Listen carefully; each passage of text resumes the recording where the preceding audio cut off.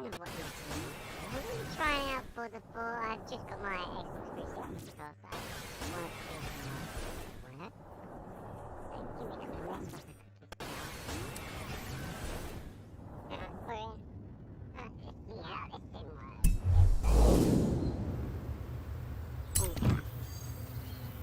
Okay.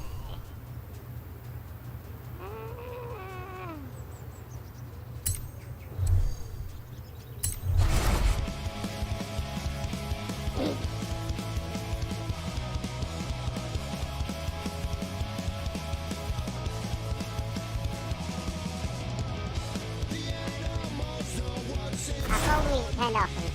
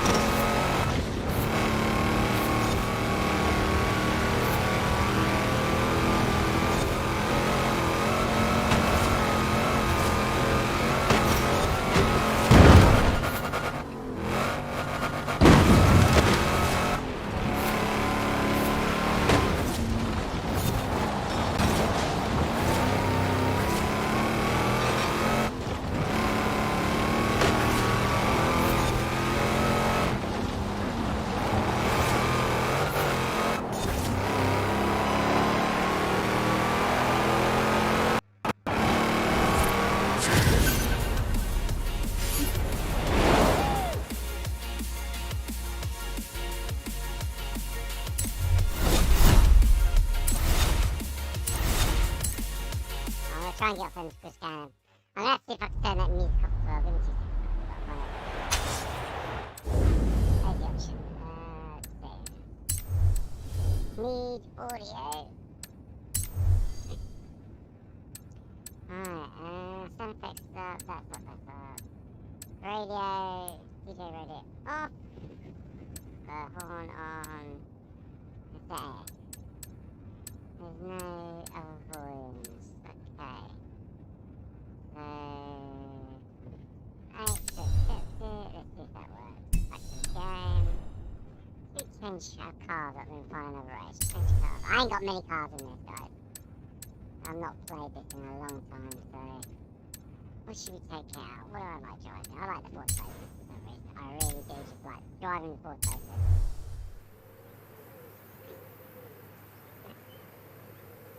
Don't forget, guys, this is on PC as well, so...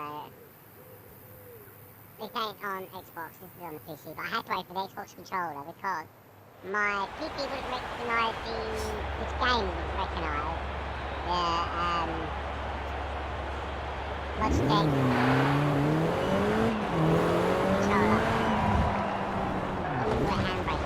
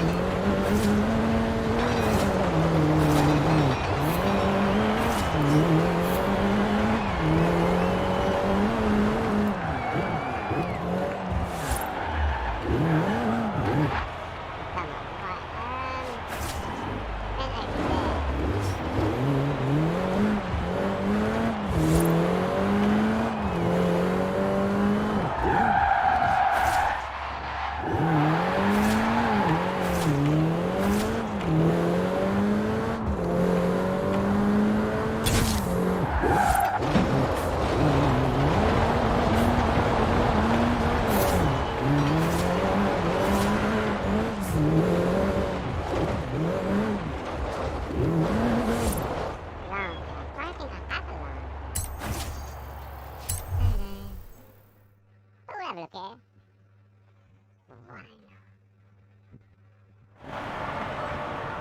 Hi, it's Laracer. I'm at the Horizon Festival in the UK. I'm at Horizon! It's awesome! Come join me. I'll be streaming every day. Today, we'll be counting down my top 10 favorite cars. And I've got a guest. Who? Just one of the biggest rising stars at the Horizon Festival. Number 10, the Ferrari Testarossa, and Outrun, which is one of the best games of all time. I don't care about stand-up or console port, this game is a classic. If you've not played it, pause this right now and go play it. I'll wait. Great, everyone's back. Let's drive. Get ready, go!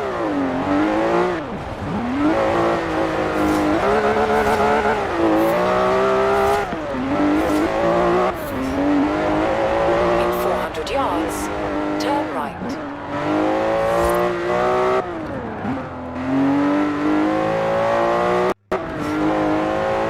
Turn right. In 400 yards, turn left.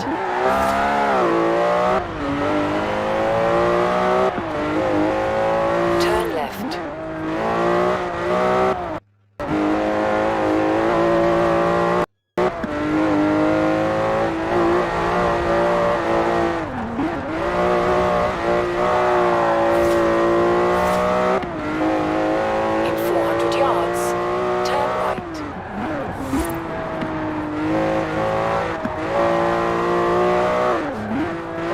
Turn right.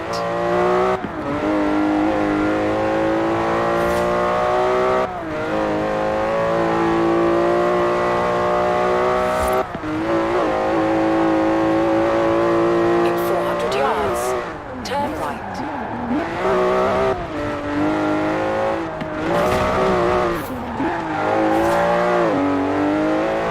Turn right. In 200 yards, turn left. Turn left. I loved how Outrun had different biomes. It was so relaxing. Racing and exploring and beautiful cars. I love games that do that.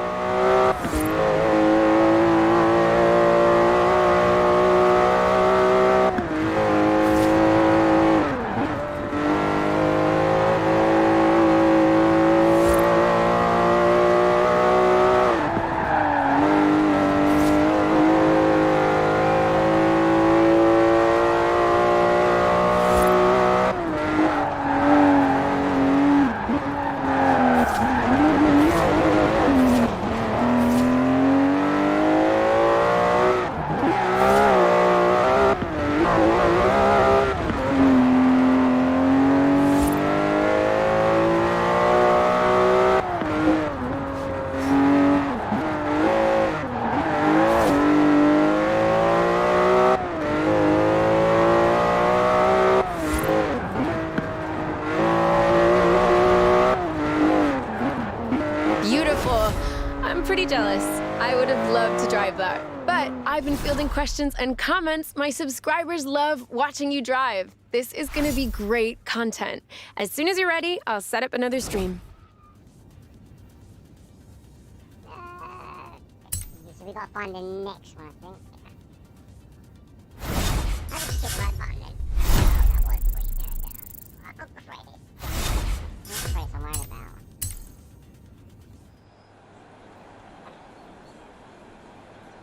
Lego. I've not bought the DLCs either yet, so... So where would be next one?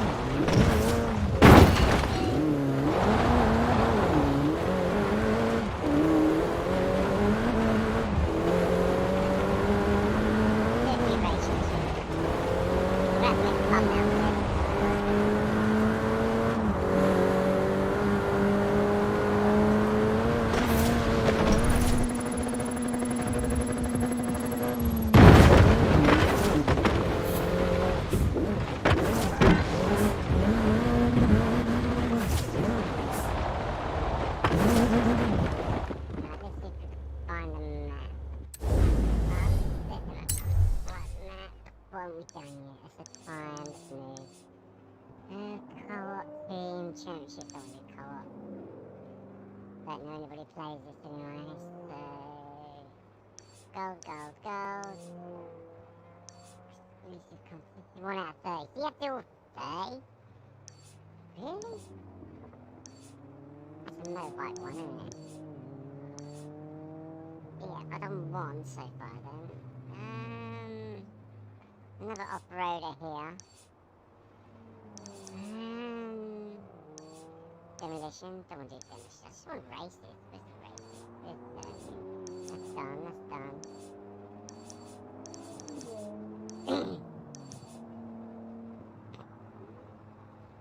Anything near us? They're done. That one's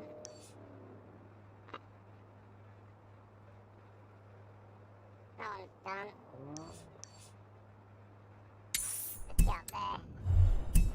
Might change car for that one though. Turn around when it is safe to do so.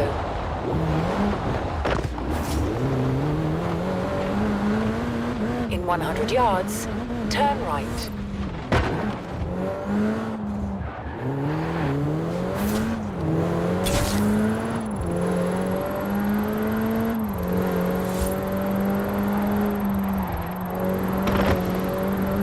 You have arrived at your destination.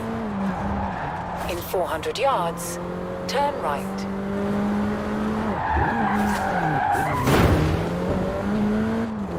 Turn right.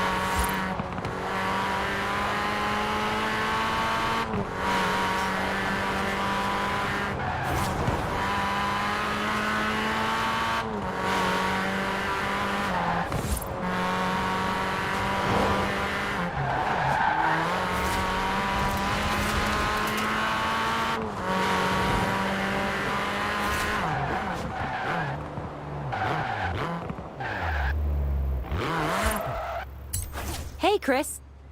Great to see you've come down to check out your first seasonal championship. We've added some challenges to mix things up a bit. Can't make it too easy for you, right?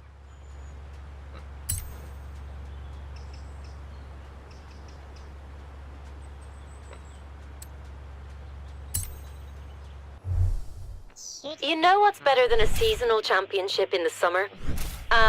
Not much, really. Have fun.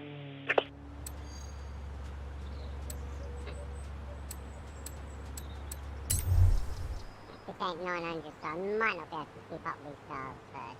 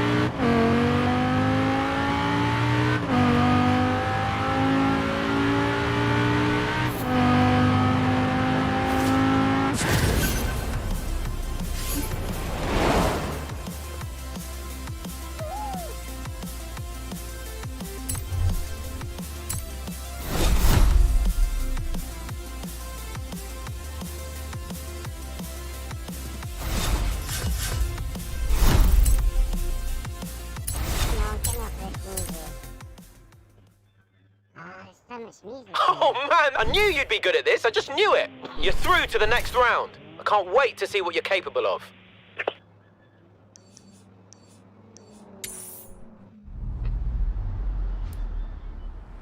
Hey, remember that XJ we found? I fixed it up. You can grab it in the garage when you're ready. In 100 yards, turn right.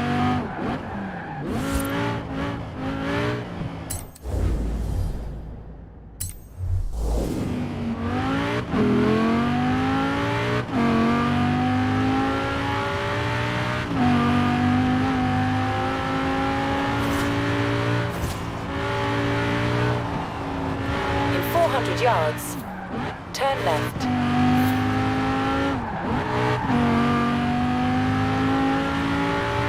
Turn left.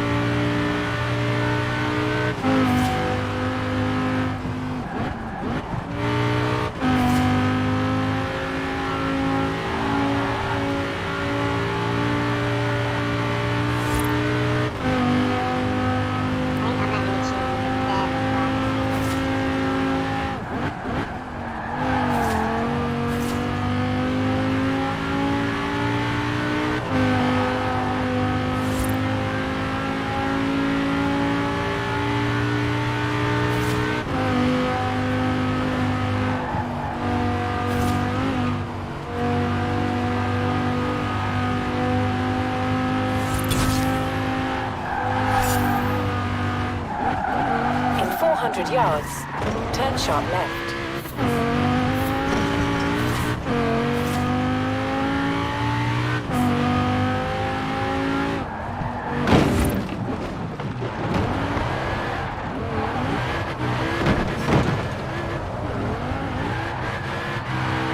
Turn sharp You left. said I got the XJ in my garage. XJ, we found one.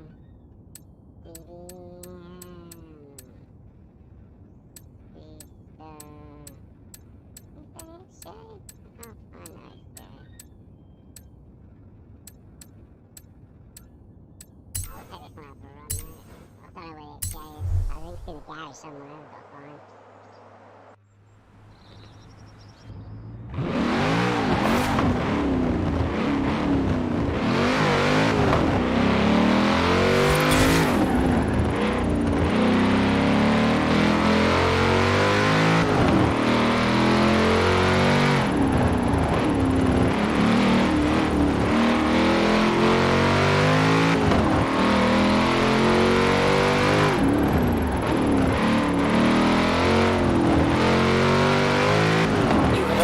Your destination.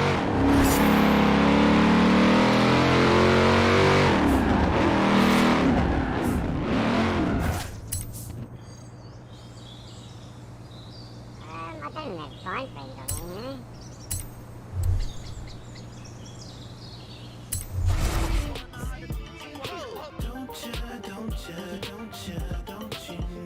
I'm not going to get copyright.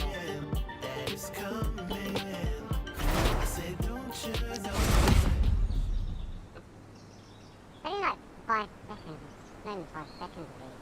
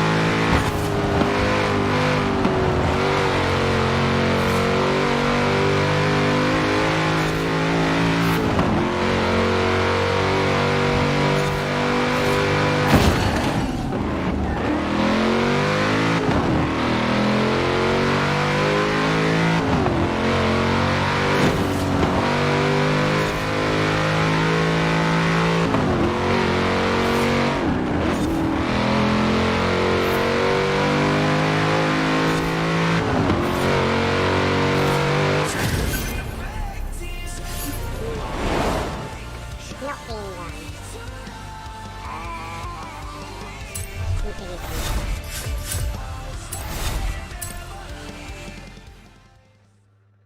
know someone's just added me, but I don't know how to add people. If you want to swing by the garage, I've got that Lotus Elise polished up and looking pretty sweet. So, where's the garage? My home garage? I don't know what garage you're talking about.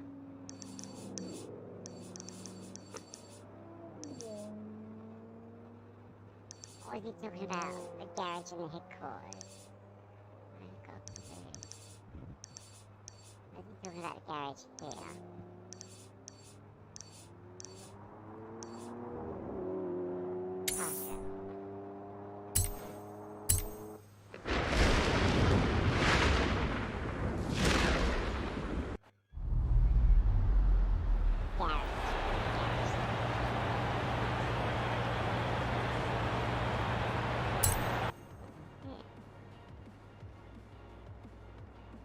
I never understand where to go to find the cars on this.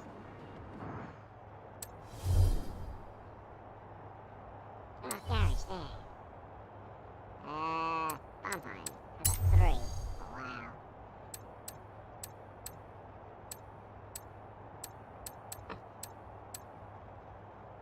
Garage, yeah.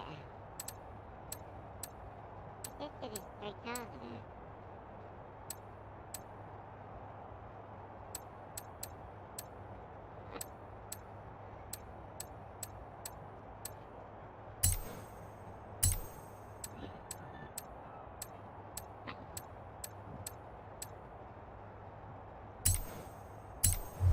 So, I looked this thing up, read all about it.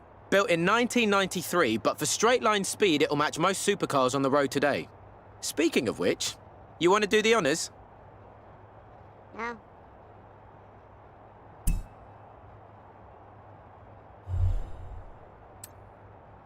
Let's go ready. Hey, if you don't want it, I'll take it. I keep telling Nan she needs something small to drive down to the shops. She could drive this inside and all the way down the cat food aisle. Ready for it? See, these were built as GT races, but you could convert them to a road spec if you passed the special vehicle approval test. I guess this one never did. Lucky for us here at Horizon, we're exempt. So we've got that one, we've got the Jag, we've got the three-wheeler. Restore, get inside. Let's try the Jag, shall we?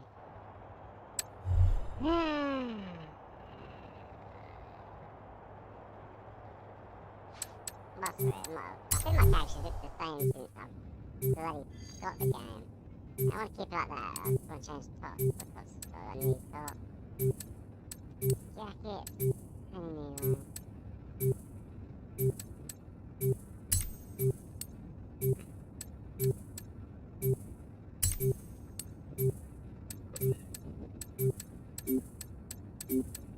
I'm not going games yet, no.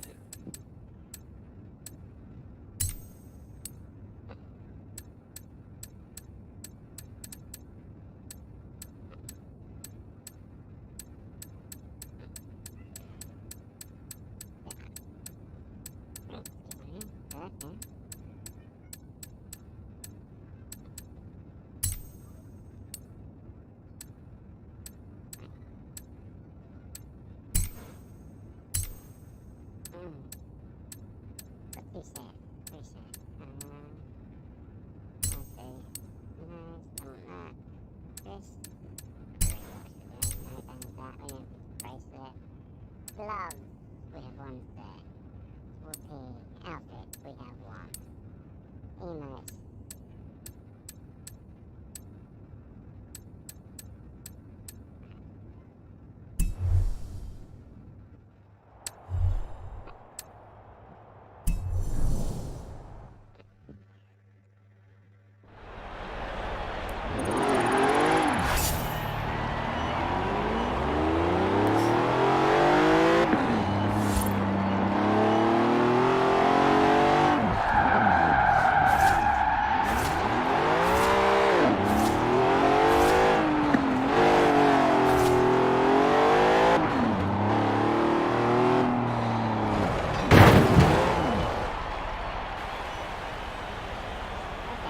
Let's go here. Get more than my other cars then, I think. What car should we take out?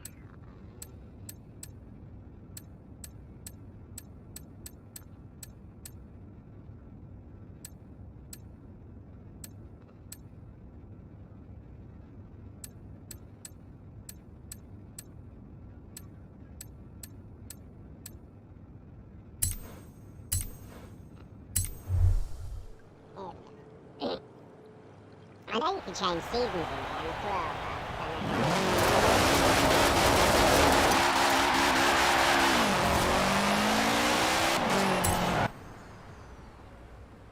uh-oh, what did I just do now? I don't want it to do. Okay, it's one of the buttons.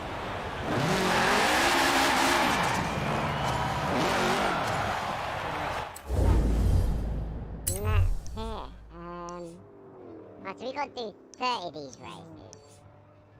We've done one. Okay. Any others we can do outside? Some off-road trials.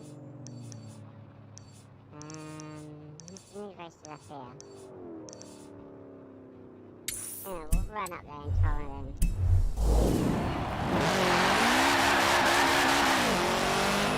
In 400 yards, turn left.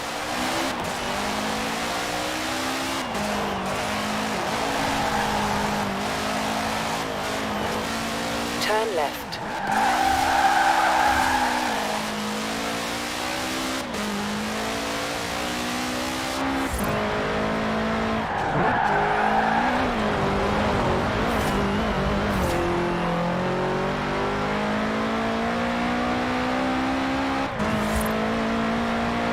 In 400 yards, turn right.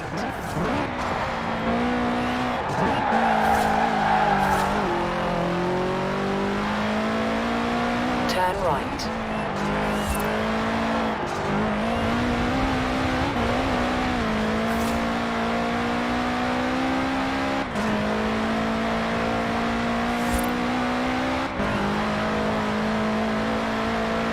In 400 yards, turn right.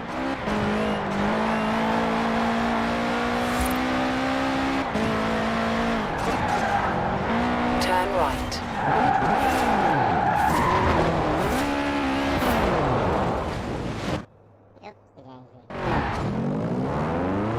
In 200 yards, turn left. Turn left.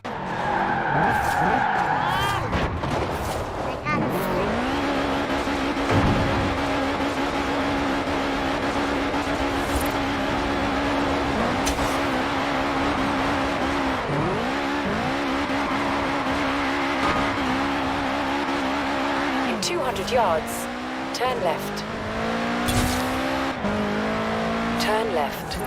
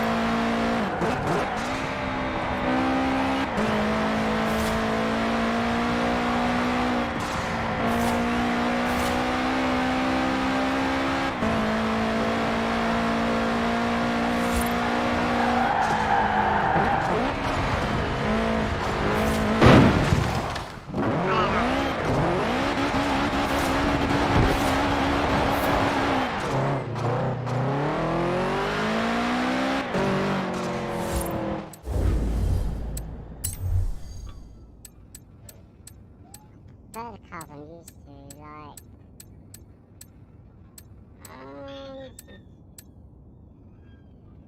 I've not tried this one before. I think it's a new one. Don't know.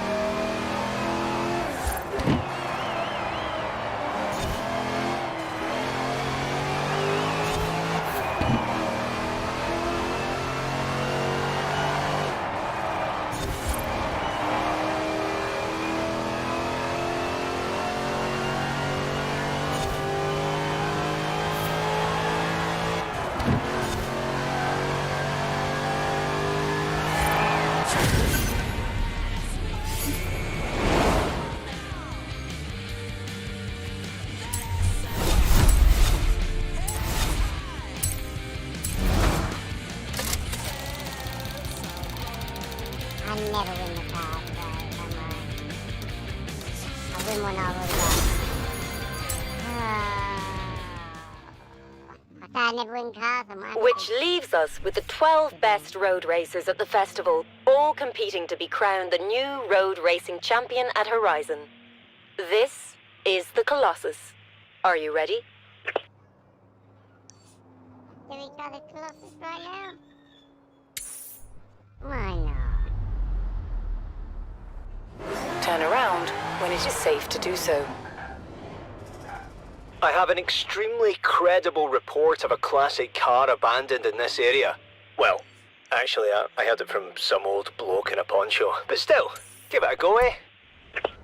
We're going bar fight.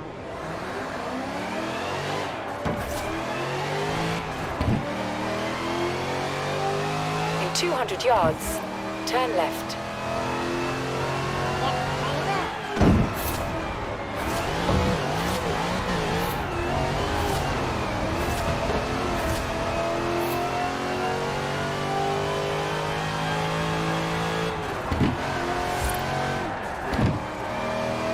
In 400 yards, turn left.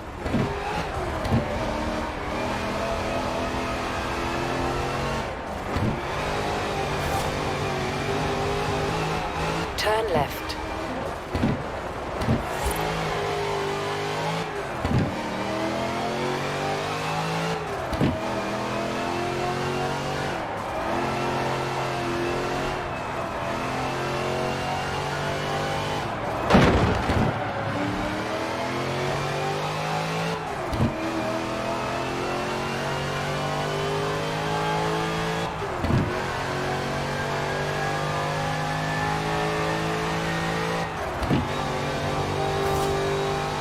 In 400 yards, turn left.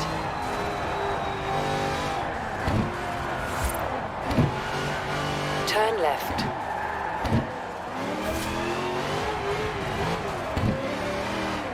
It's a bit fun right there. Bit fun. What car's fun to drive?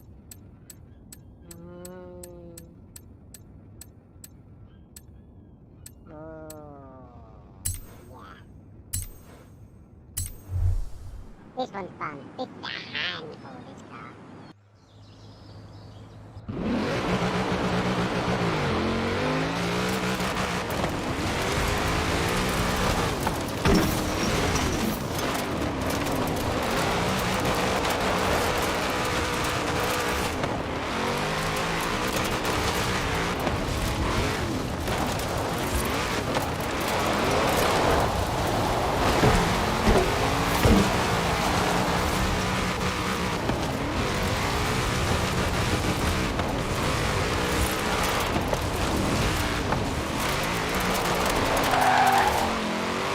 In 400 yards, turn right.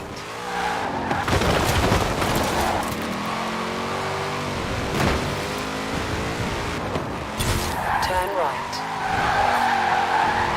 In 200 yards, turn left. Turn left.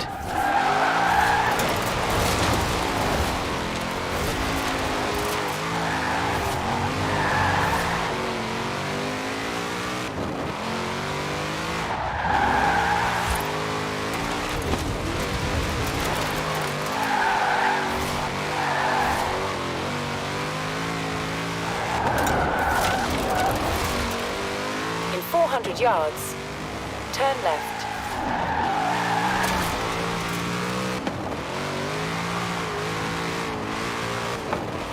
Turn left.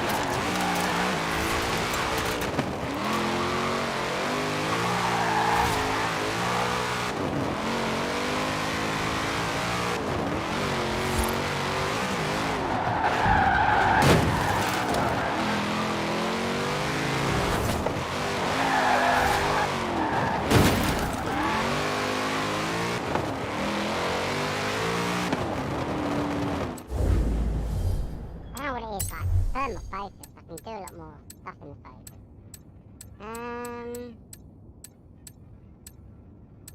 Falcon, Escort, Escort Mark 1, Escort Mark 2. 14th century.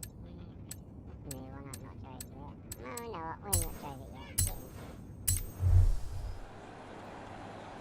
I've not tried this, the Mazda RX-5.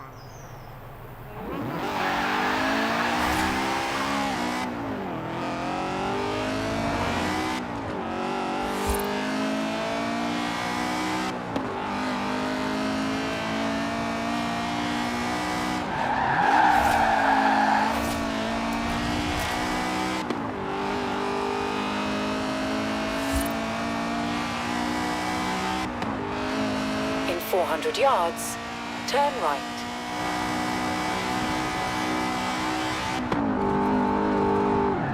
Turn right.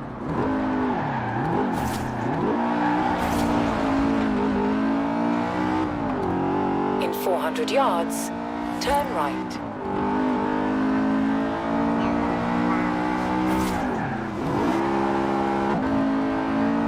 Turn right.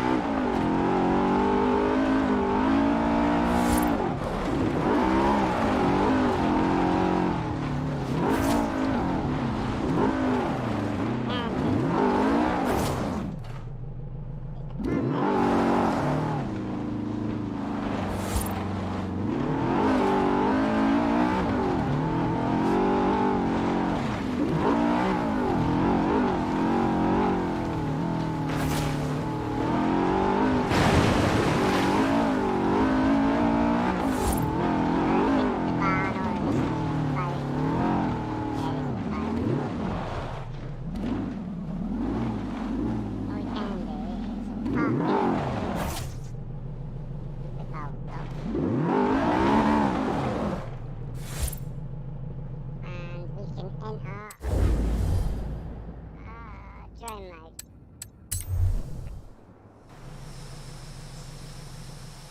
Go have a look.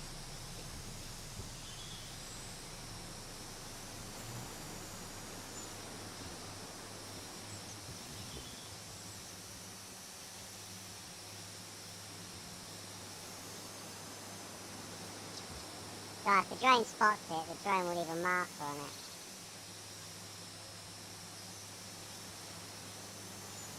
I don't think it's down here, this side.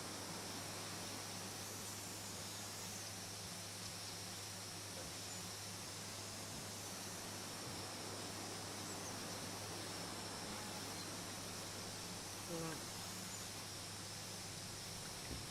There's a sign there. Let's get that. Right. There's a massage, there we go. Back over here. Where we first come in and follow this path here.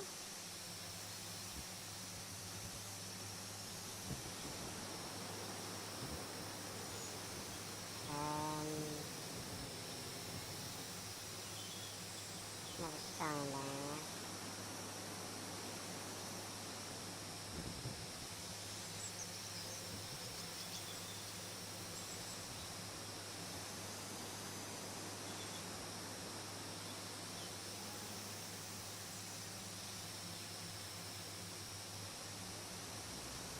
Gotta find the farm. Ain't any more up top here this way.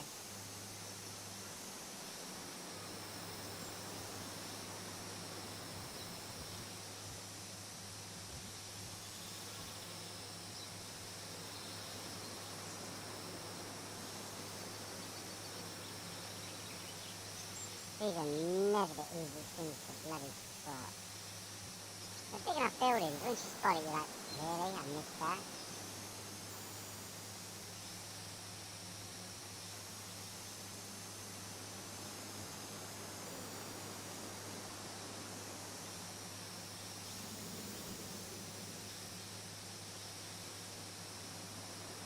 Search right here, follow it. Usually some of these dirt tracks do lead you to it. Not always, sometimes. Oh, there's a valve in there. Put it on there. Oh. Turbo. Woo! Turbo!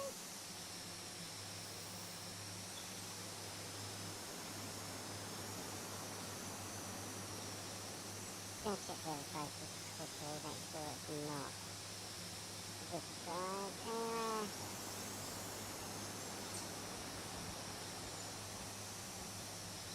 No, it's not this side. Can't be.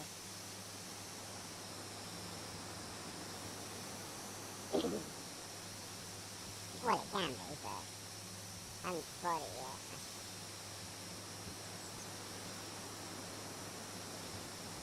Stay inside the circle.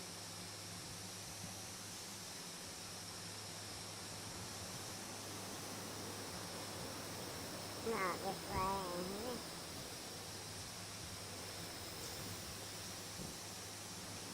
There's a car park. Now we're outside there. Circle, outside the circle, get back in. Oh, I've got to spot it by now.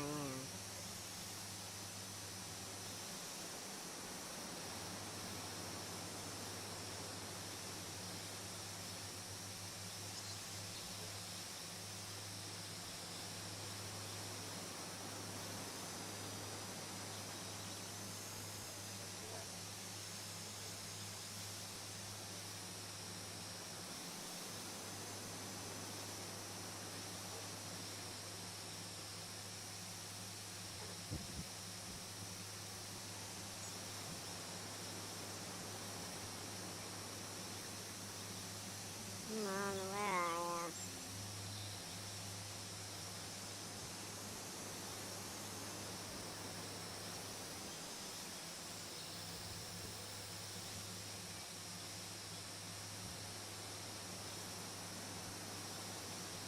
I do not want to do a spot search.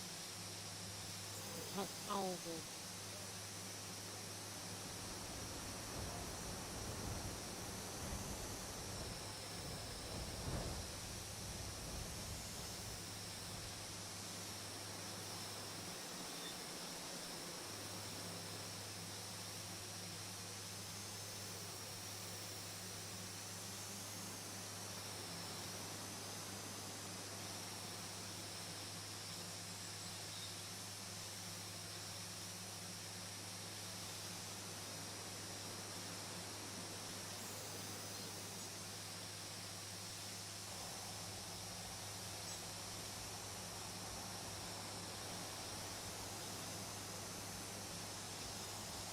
It can't be on this side of the lake.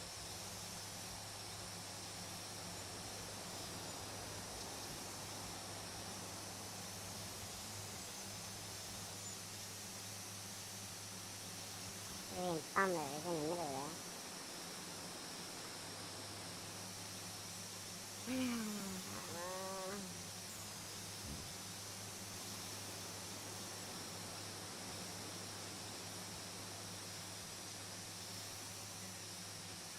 No, my luck, I'll probably play it about 5, 6 times.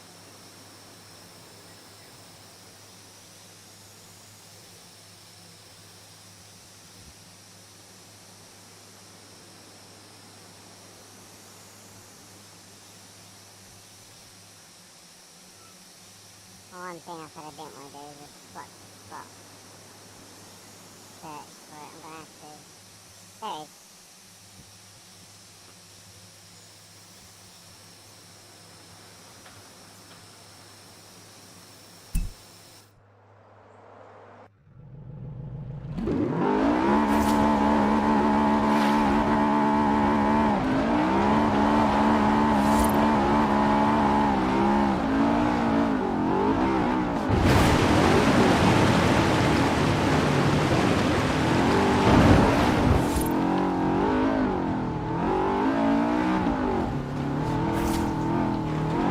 Turn around when it is safe to do so.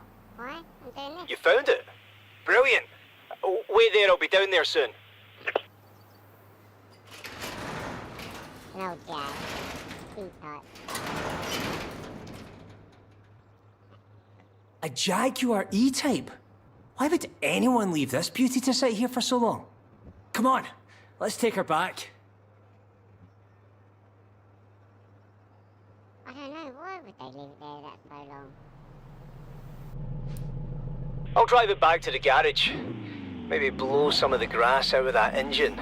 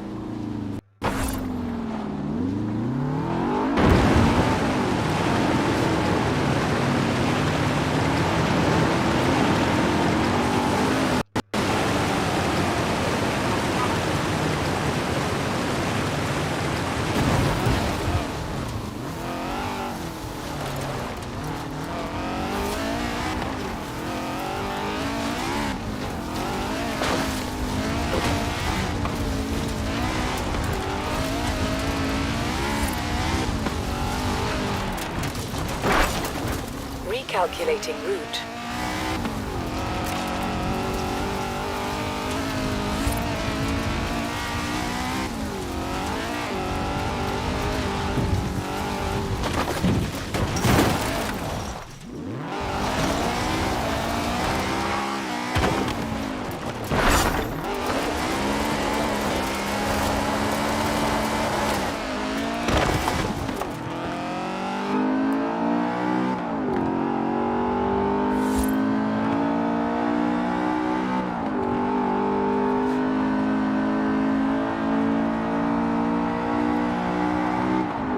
In 400 yards, turn left.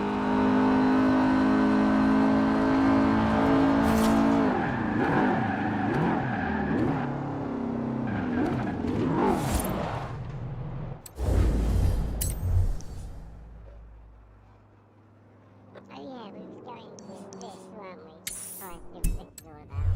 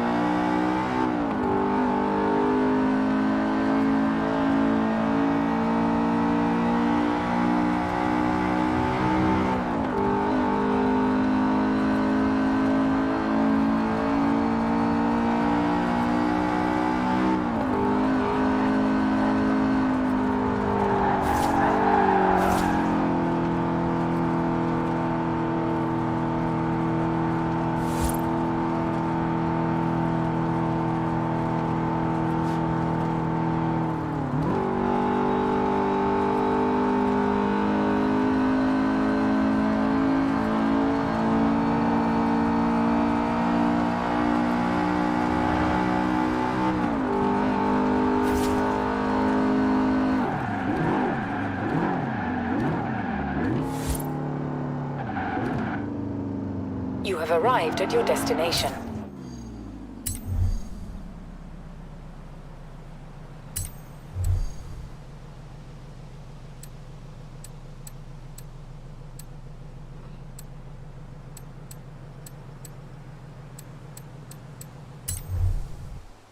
Drive the Porsche.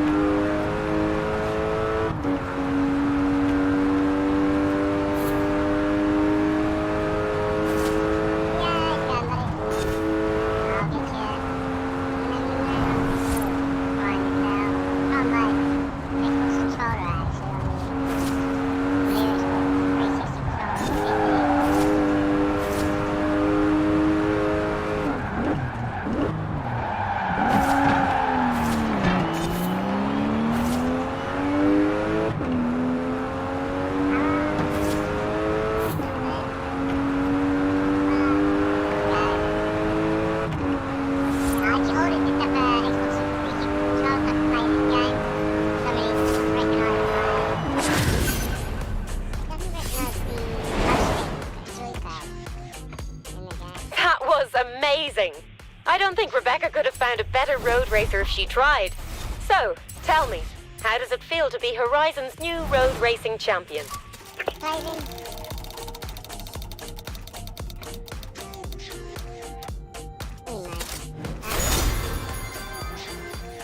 I never win cars. I'm not that lucky to win the cars in there. So there's a TV company filming a documentary called British Racing Green, all about car culture in the UK. Bex is going to be in it. But they want a second driver as well. Considering how much of a name you are around here, I figured you'd make the perfect co-star. What do you think? I think we'll try it. Why not? Zoom in if you can.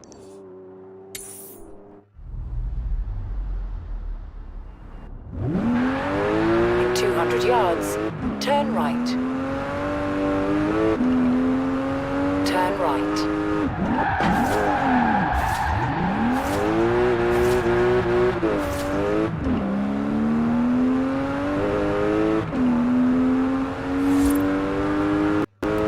I'm telling you better come on down and get your Jag or I'm taking it.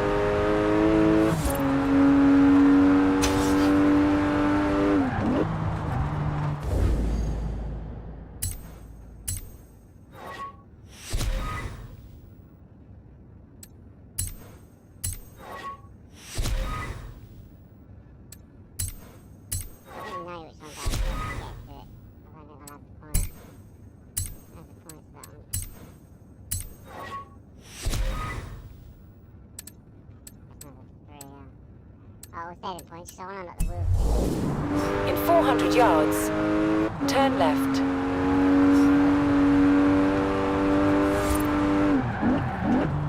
Turn left.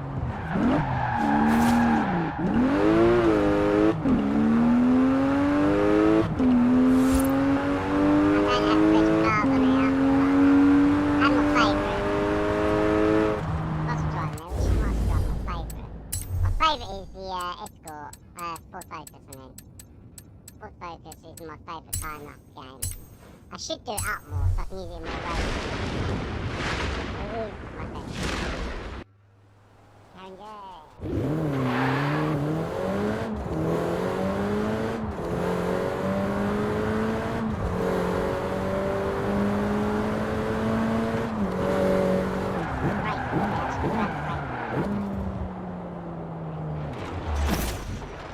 Turn around when it is safe to do so.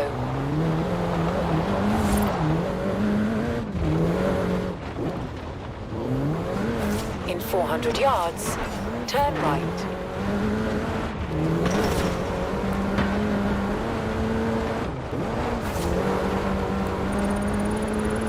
Turn right. In 400 yards, turn left.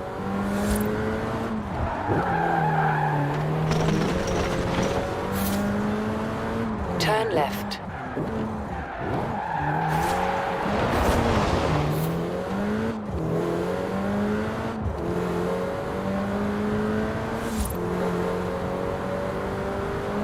In 400 yards, turn left.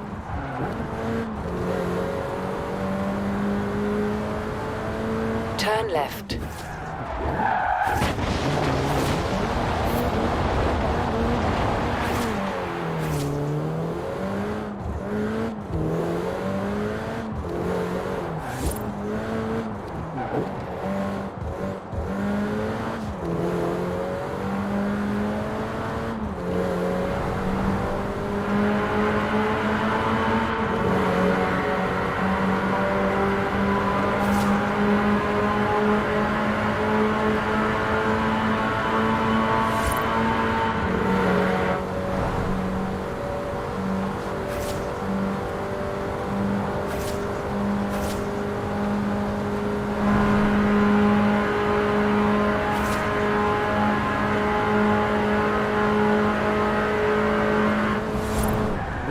the roundabout, take the second exit.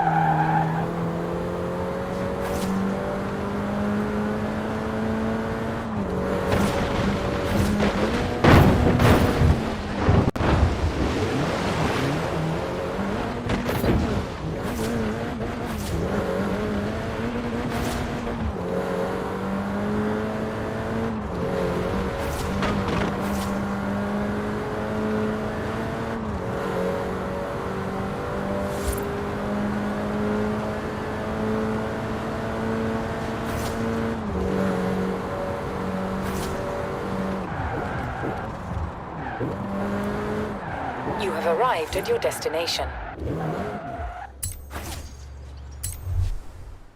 Right, I don't know if I've got the car for this one.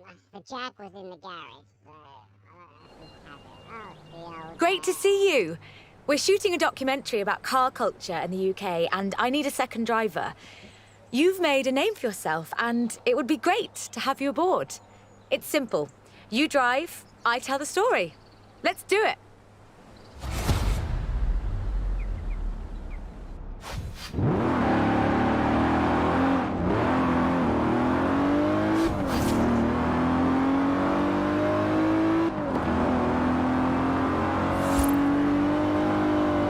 From Aston Martin to McLaren and Bentley, Great Britain is home to over a century of automotive excellence. I'm Rebecca Dawson. Welcome to British Racing Green, a documentary celebrating that history. The Aston Martin DB5 Vantage was the quintessential Grand Tourer of the 1960s, combining British engineering and Italian design.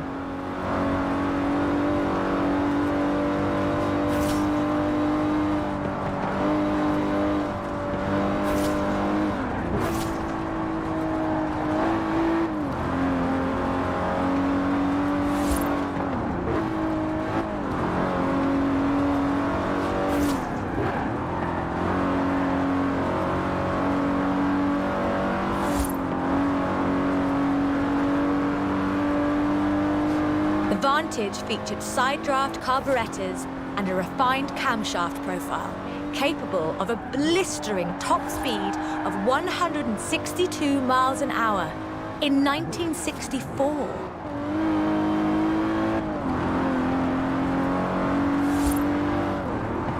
The clean lines of Superleggera's bodywork, reclining seats and wool carpets created a car that was luxurious as well as fast.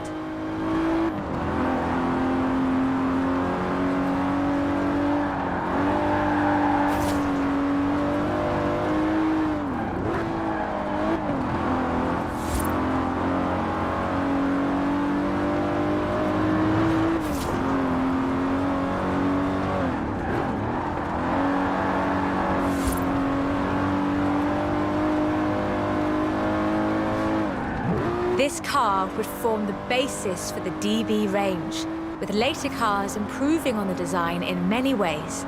But none would ever achieve the sheer iconic perfection of the Vantage. In 200 yards, turn left. Turn left. For all of its beauty and engineering perfection, only 65 of these beautiful machines would ever be built. If you own one, you own a piece of British history.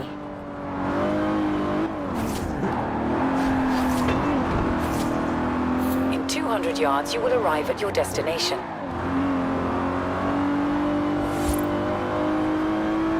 The silver DB5 would be immortalised in half a century of cinema. The classic Aston Martin. And it's the preferred car in James Bond. But in 2016, a new DB was unveiled, heralding the dawn of Aston Martin's second century. The DB11 is the first production turbocharged Aston Martin. But is it a worthy successor to that legacy? Let me in it and that's right. The short answer is yes. It's bold, responsive, and agile. It's perhaps the best GT chassis in the world. And listen to it.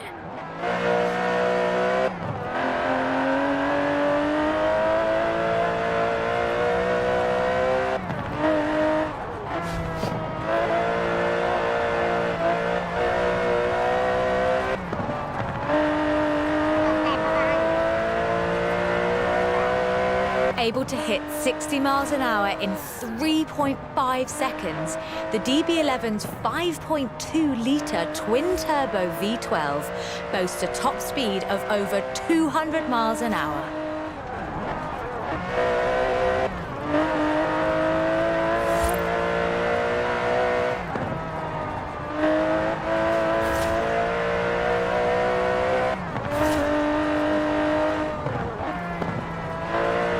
The DB11 is not the fastest car in the world, but then it's not trying to be. It's sophisticated, effortless luxury. It's an Aston Martin.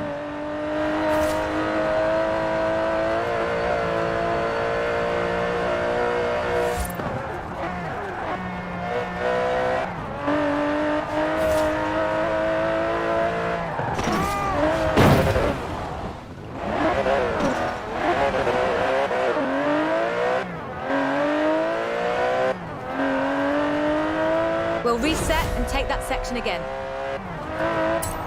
Crap! Oh, well, I came off. Slow down. The short answer is yes. It's bold, responsive, and agile. It's perhaps the best GT chassis in the world. And listen to it.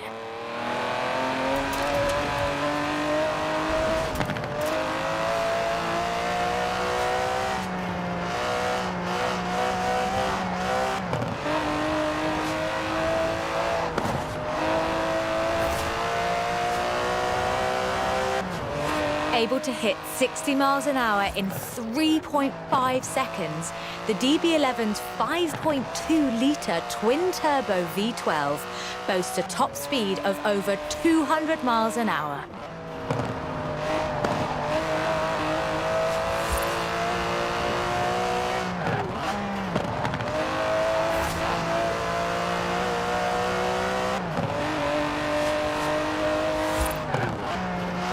The DB11 is not the fastest car in the world, but then it's not trying to be. It's sophisticated, effortless luxury. It's an Aston Martin.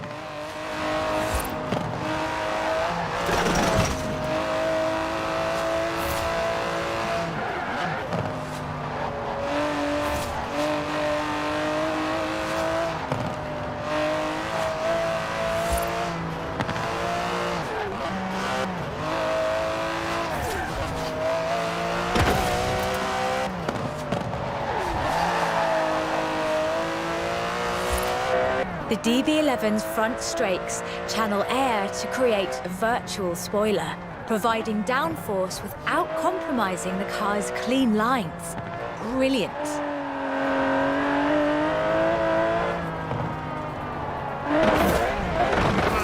Turn around when it is safe to do so.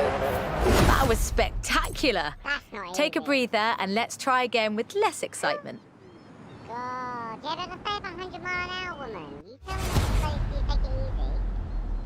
You The short answer is yes.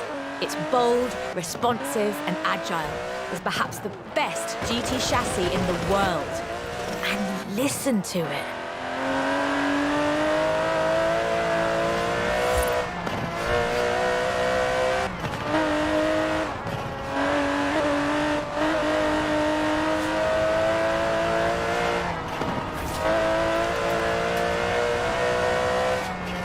Able to hit 60 miles an hour in 3.5 seconds, the DB11's 5.2-litre twin-turbo V12 boasts a top speed of over 200 miles an hour.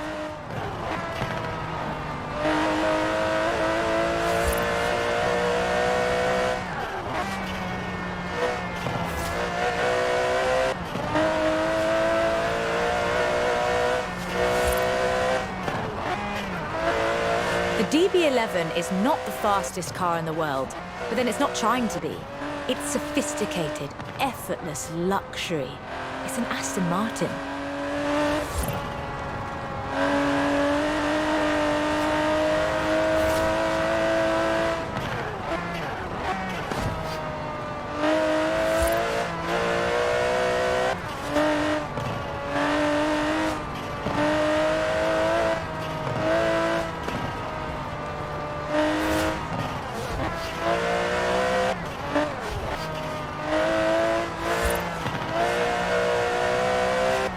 The DB11's front strakes channel air to create a virtual spoiler, providing downforce without compromising the car's clean lines. Brilliant.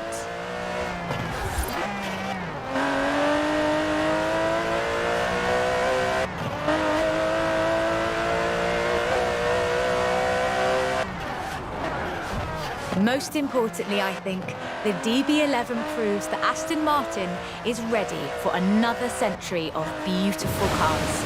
And I can't wait.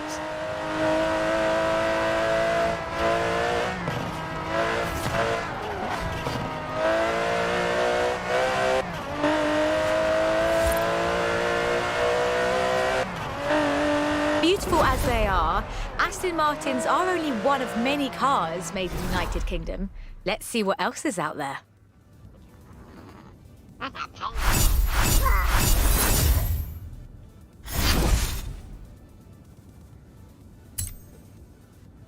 Whoa. The food stuff is not bad. Get on the bloody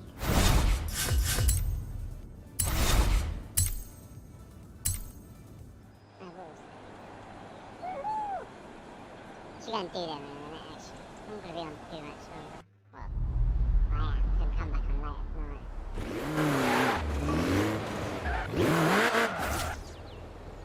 Do we do another one? Which one's this? This is Aston Martin, British Racing Green, this chapter. Let's see what car we're in now, I'll show you. I have no bit by bloody modern, bloody hell. This is shaping up nicely. Time for a change of pace, though. Oh, At least at first. The next segment is about Land Rover, and we'll be starting out with the Type 3.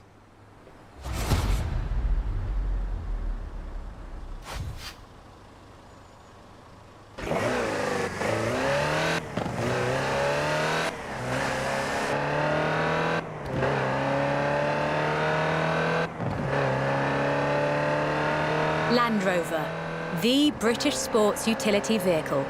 But before that, they were actual utility vehicles. Solid, tough trucks, unstoppable over almost any terrain. In 400 yards, turn left. The Land Rover Type 3 marks the point where that shift begins, and we'll be looking at what that meant.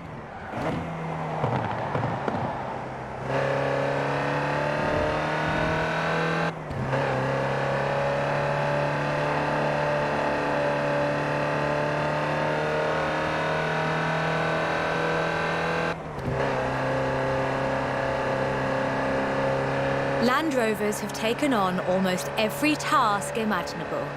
They've been generators, tractors and ambulances. They've brought peace and carried medicines to disaster zones. They've even been buses. Over 500,000 Series 3s were built, and over 70% of those are still on the road today. They were extensively exported and built under license abroad. Belgium, South Africa, even Australia and New Zealand. With a robust chassis and signature Land Rover engineering, the Type 3 also marked the first time that buyers could choose interior options, like seat box protectors and cubby boxes.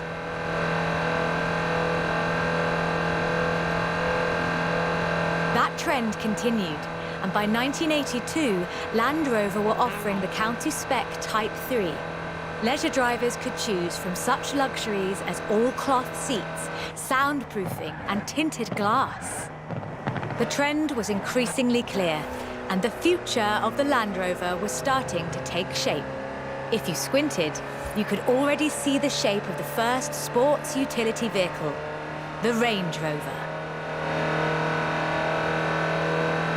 While the stock Type 3 would never be particularly fast uphill, there is almost no hill that it couldn't climb, or down for that matter, if you've put a proper winch on it.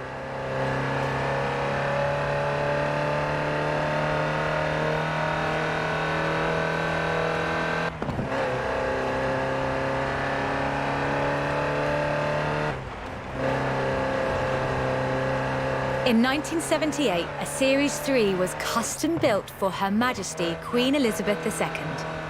It only had 1,892 miles on the clock when it was auctioned into private hands. And it was in perfect condition. It would be. After all, she trained as a mechanic in the 1940s and will likely remain the only royal able to strip and rebuild an engine. Turn left.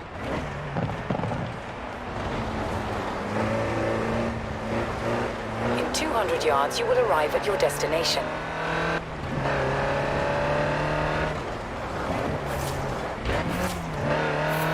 Along with the Range Rover, others would follow. Discovery, Defender, and the Freelander. Each a more sophisticated and enjoyable utility vehicle. But none of them were a replacement for the Type 3. They were a different kind of car.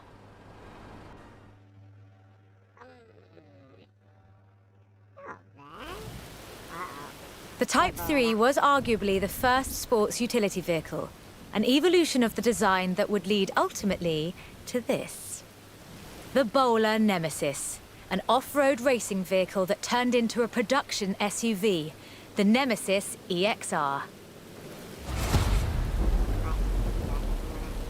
It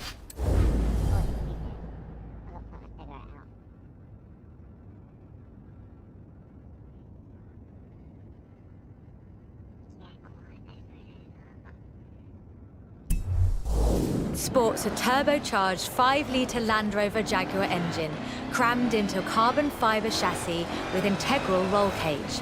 It even has the grille, headlights and rear lights from a Range Rover.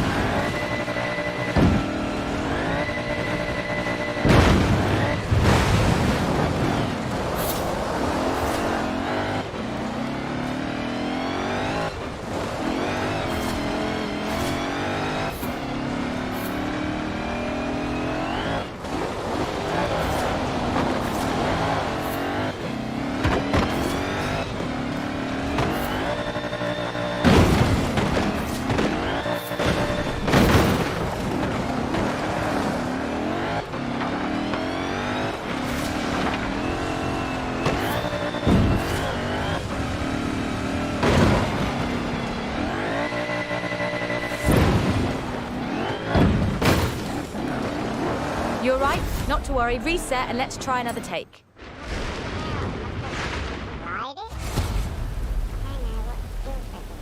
It sports a turbocharged 5-litre Land Rover Jaguar engine, crammed into a carbon fibre chassis with integral roll cage. It even has the grille, headlights, and rear lights from a Range Rover.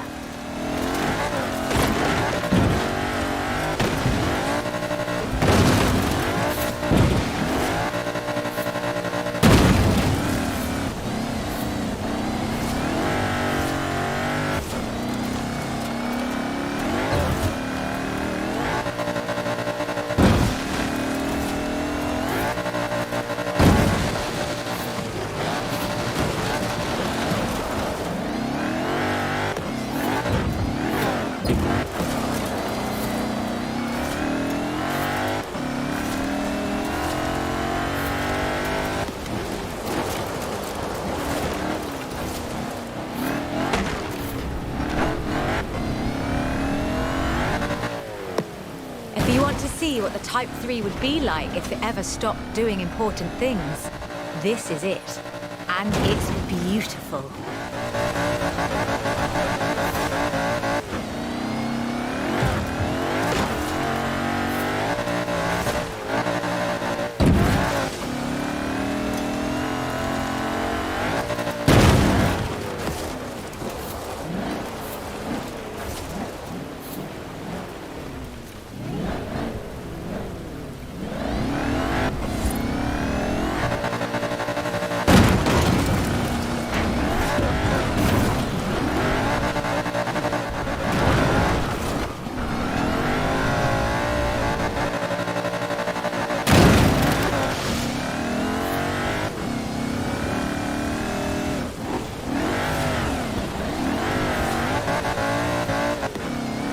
This is an all-terrain supercar.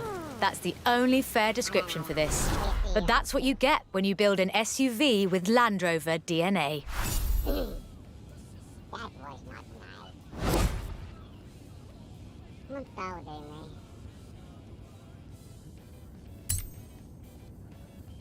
Alright, check out what I'll be back on later. I'll be back later.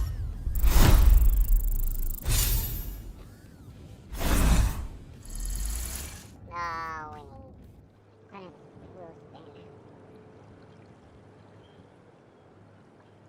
It should be another one, can't be.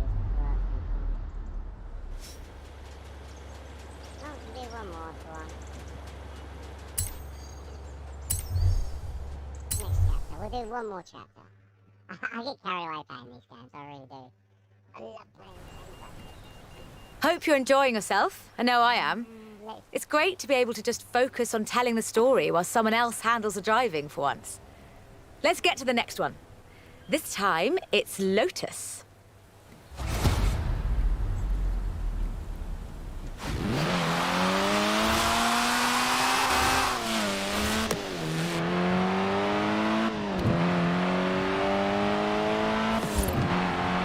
Lotus Engineering Limited began as many stories in British engineering do. In an old barn. The first Lotus cars were offered as kits. You built them yourself. From 1962, they began to actually build the cars themselves. The Elan Sprint showed exactly what they intended to do. Built around a steel backbone with a fiberglass chassis, the Sprint weighed in at a meager 687 kilos parked on the curb. On the road, this translated into brilliant agility and fantastic performance. Designer Colin Chapman famously said, "Adding power makes you faster on the straights. Subtracting weight makes you faster everywhere." He knew what he was talking about. In 100 yards, turn right. In 100 yards, turn left. Widely hailed as one of the greatest sports cars of the 1960s, the Elan would be closely studied and emulated, inspiring such masterpieces as the Mazda MX-5. The Elan has all the energy, style, and enthusiasm you would expect. Bold, quick, and fun. So much so that they put it in the name.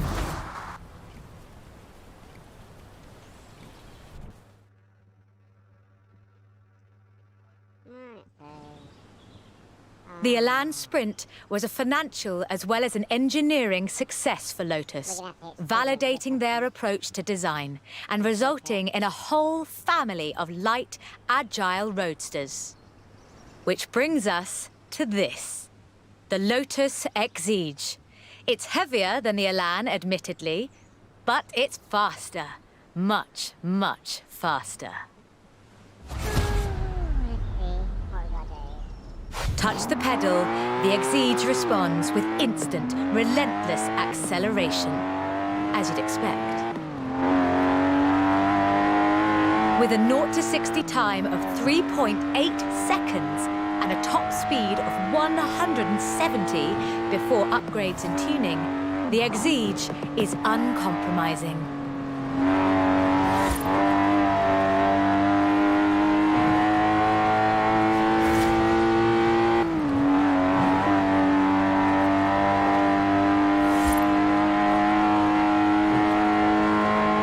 There's no power steering, so you can really feel the road. A genuinely thrilling drive, and one that isn't afraid to demand you take it seriously. In 400 yards, turn left. Turn left. In one word, Lotus is about the experience. Uncompromising, challenging. This is a car that demands you drive it well. And when you do, you'll see what the fuss is all about.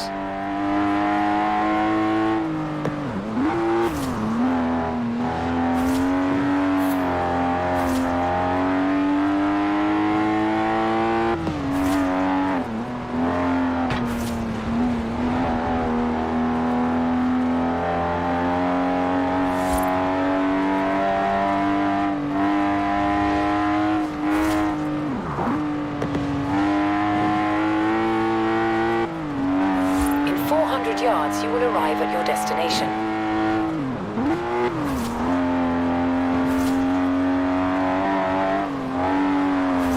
And with rumoured launches of 2 new cars in 2020, Lotus looks set to push the benchmark of the experienced sports car well into the next century.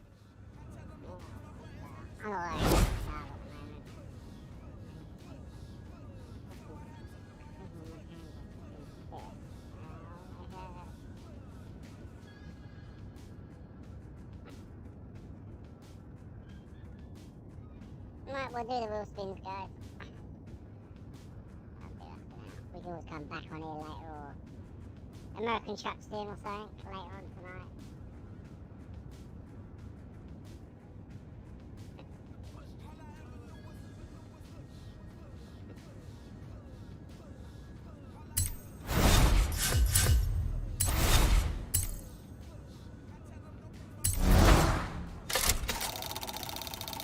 No car, no car, no car, because you don't give me bloody card.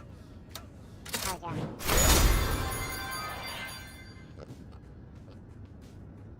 Not even a shitty 740. That's it. That is rubbish. That is bad. I never get wheel spins. Right, let's go to... wheel spins. Here we have 3.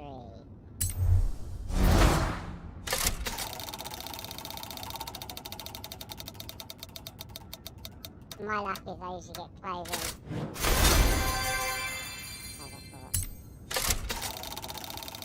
Clothing or money. I never get cards that I want to try out. Oh, that could be fun as well. James! Hello, buddy. 10,000. Can we go for one more race? I think we can, actually. I got one message just quick. What is it? Business payout.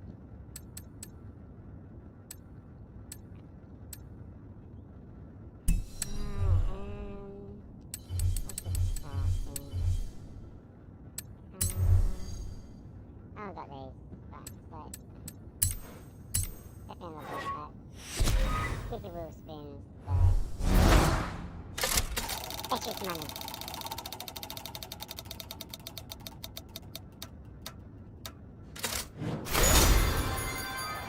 Stop, bastards.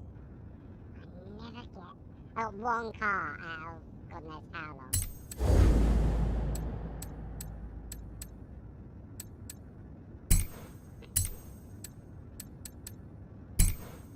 Right, that'll do.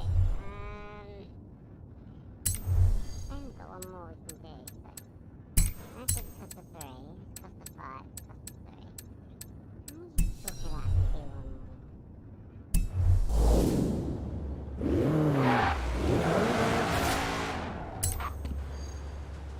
Hello.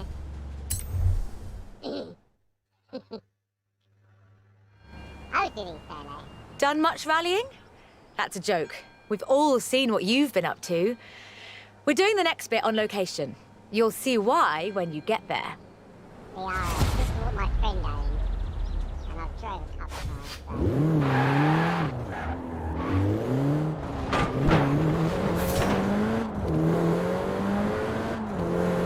It's faster than mine. I have no one than mine.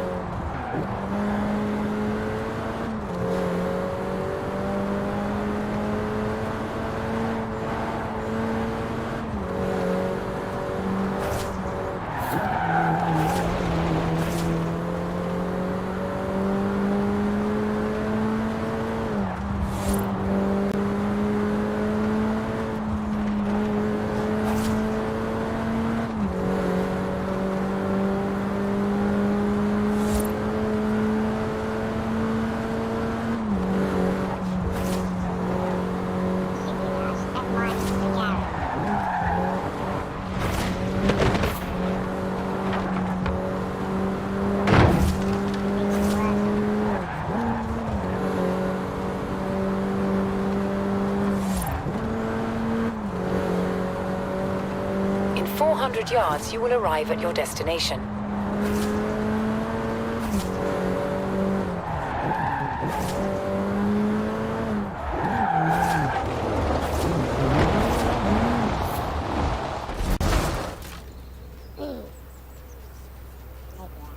This is not going to be a nice one, is it? Oh, Ford, Ford that Escort most Mark 1. American Isn't that of one Mark cars. 2? But the Ford Escort, oh, that's British. And more than that, the Escort would become for many synonymous with Group B. In the 70s, Ford had embraced that destiny so firmly that they'd begun their own championships to find new drivers. Drivers for cars like the RS 1800. Mark 2. This was a car designed explicitly for rallying, with a powerful fuel-injected 1790cc Cosworth BDE engine.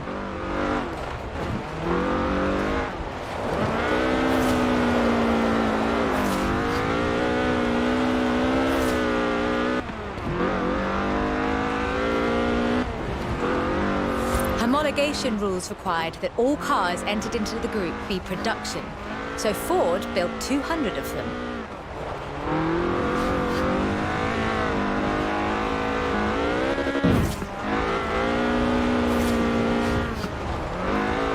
The RS 1800 raced to victory after victory across the rallying world, on almost every continent and across every terrain type imaginable.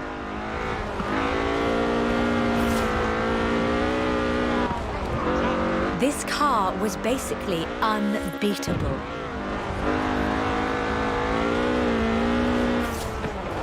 The RS 1800 brought home 17 World Rally Championship victories for Ford. Good Ford car that was. That's why everybody was after the Mark 1s and Mark 2s, because even for a So, standard of car, they course, were quite Ford quick. set out to design a better one. The RS 200 Evolution was their answer. A purpose-built rally car designed to do one thing: win Group B.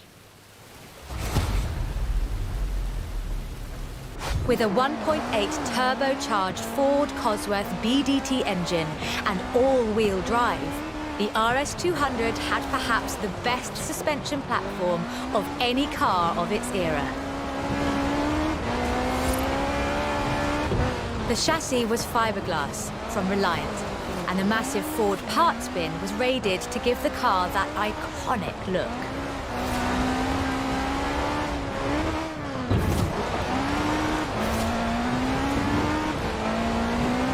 But while the car had potential, turbo lag at low RPM and a poor power-to-weight ratio meant that it never placed better than third.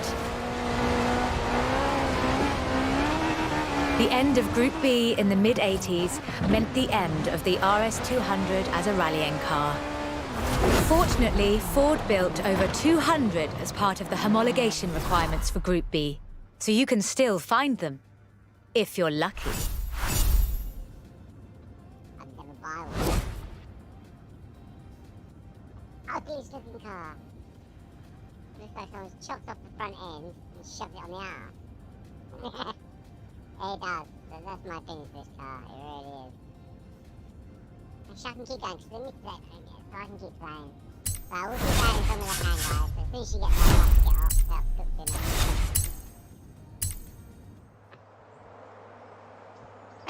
So we'll keep going for now. That's only if you want me to go.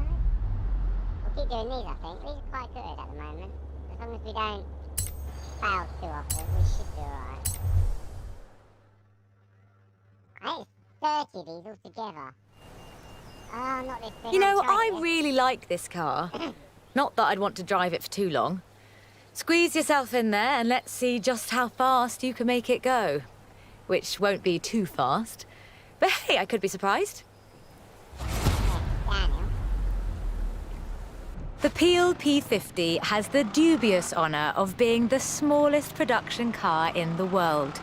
A one-door microcar coupe, featuring a 42cc air-cooled engine, capable of a heinous 38 miles an hour. And a handle, so you can pick it up and carry it with you when you get to work. And keep in mind that this is the production version. The prototype had the single wheel at the front. Why would you think that was a good idea?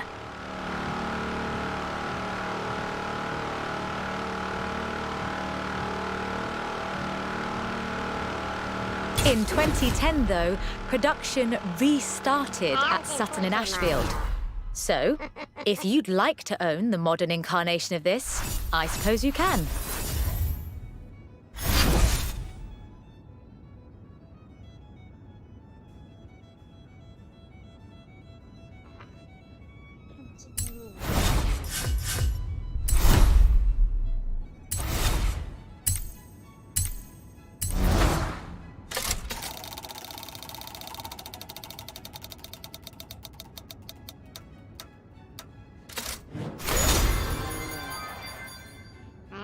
Absolutely knew it. Right, what's the plan? I just need to grab cooking, guys. Right, put up here. Need to find some history out of some cars.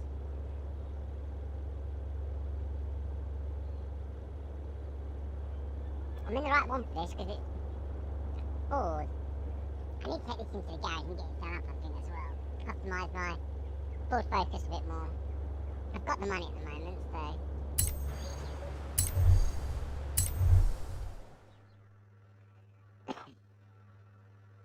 As long as this doesn't try and put me in a bike thing. Hey there! How about a car with some actual legroom and some actual speed? This section's about what happened when McLaren decided to make a road car. You're going to enjoy this.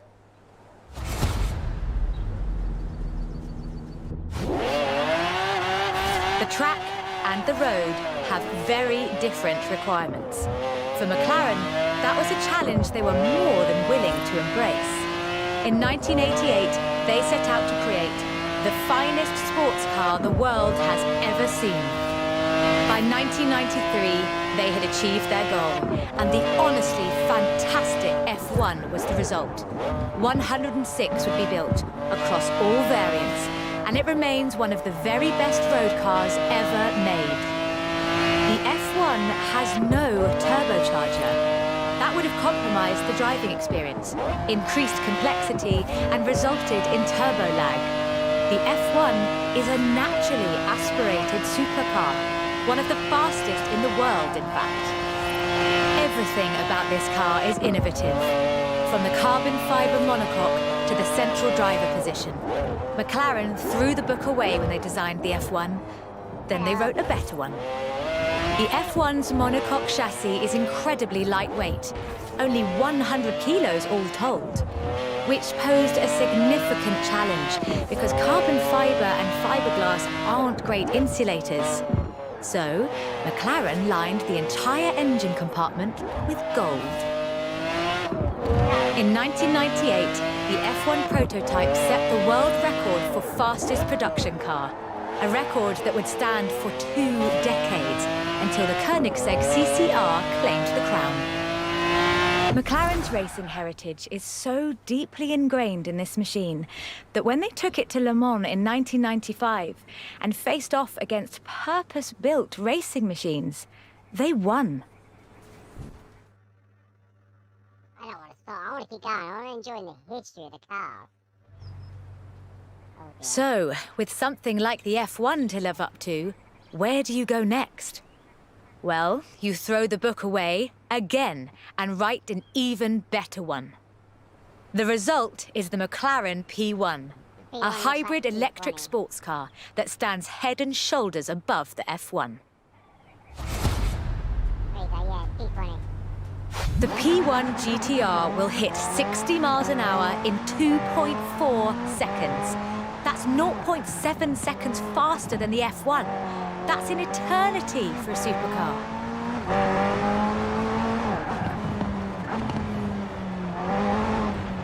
The car's blistering performance is delivered by a twin-turbo V8, supplemented by a McLaren ECU electric motor and instant power assist system. And they do mean instant.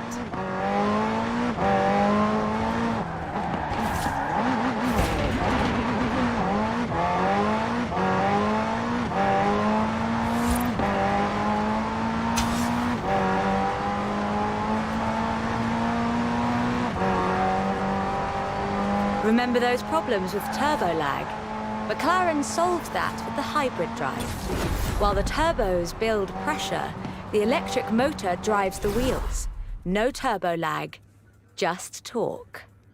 And because it's a hybrid, it has an all-electric range. Running on batteries alone, that's 6.2 miles. A bit more if you're going downhill.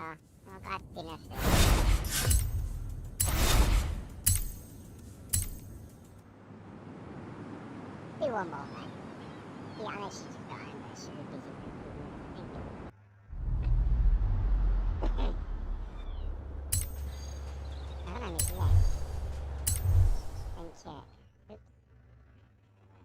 Oops. I quite like sleeper cars. Did Alex ever tell you the story of what we got up to in Colorado? There was this sleeper car competition, you see. Let's just say no one was ready for the sunbeam.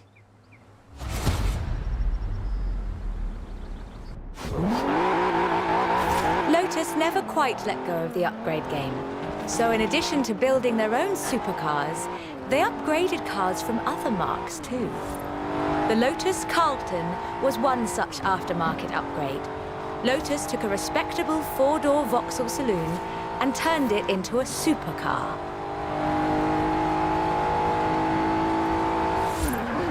From the outside, there are a few signs that this is something special. Wider wheel arches, that sort of thing. But under the bonnet, that's where the magic starts. Engine capacity was increased to 3.6 litres, and twin Garrett T25 turbochargers were added. The engine block was reinforced, and new crankshafts were forged by Opel and machined in Germany. At the roundabout, take the third exit. The tyres were widened, and the tyre compound from the Lotus Esprit was used. To handle camber change issues, they put in the self-leveling suspension from the Opel Senator.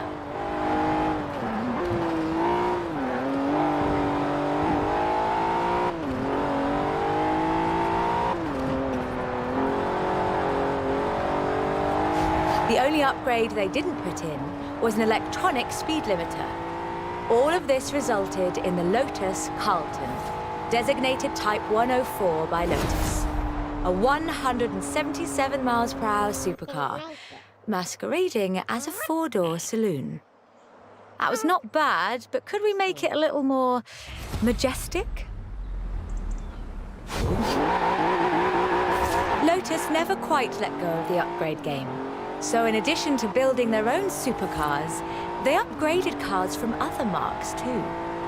The Lotus Carlton was one such aftermarket upgrade. Lotus took a respectable four-door Vauxhall saloon and turned it into a supercar. From the outside, there are a few signs that this is something special. Wider wheel arches, that sort of thing. But under the bonnet, that's where the magic starts. Engine capacity was increased to 3.6 litres, and twin Garrett T25 turbochargers were added. The engine block was reinforced, and new crankshafts were forged by Opel and machined in Germany. At the roundabout, take the third exit. The tyres were widened, and the tyre compound from the Lotus Esprit was used. To handle camber change issues, they put in the self-leveling suspension from the Opel Senator.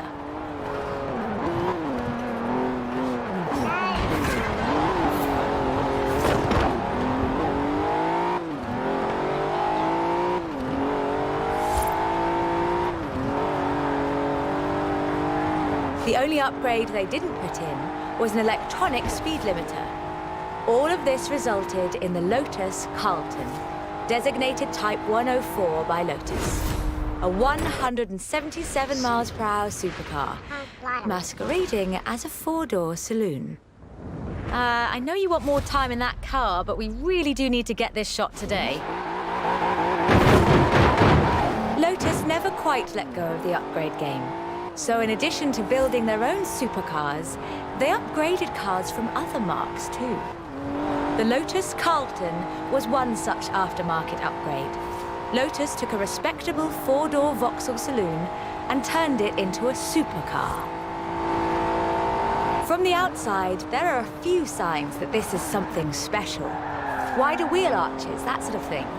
But under the bonnet, that's where the magic starts.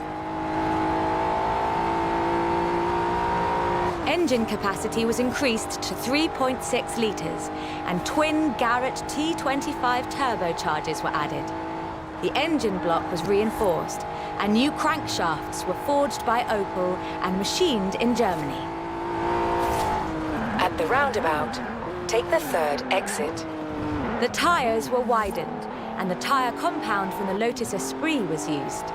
To handle camber change issues, they put in the self-leveling suspension from the Opel Senator.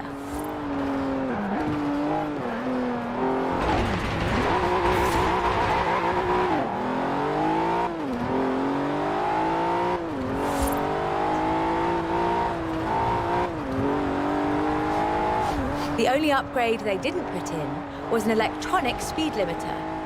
All of this resulted in the Lotus Carlton, designated Type 104 by Lotus.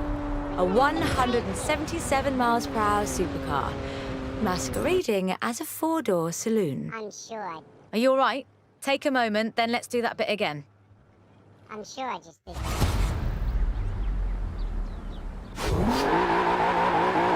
Lotus never quite let go of the upgrade game. So in addition to building their own supercars, they upgraded cars from other marques too. The Lotus Carlton was one such aftermarket upgrade. Lotus took a respectable four-door Vauxhall saloon and turned it into a supercar. From the outside, there are a few signs that this is something special. Wider wheel arches, that sort of thing. But under the bonnet, that's where the magic starts. Engine capacity was increased to 3.6 litres, and twin Garrett T25 turbochargers were added. The engine block was reinforced, and new crankshafts were forged by Opel and machined in Germany. At the roundabout, take the third exit. The tyres were widened, and the tyre compound from the Lotus Esprit was used. To handle camber change issues, they put in the self-leveling suspension from the Opel Senator.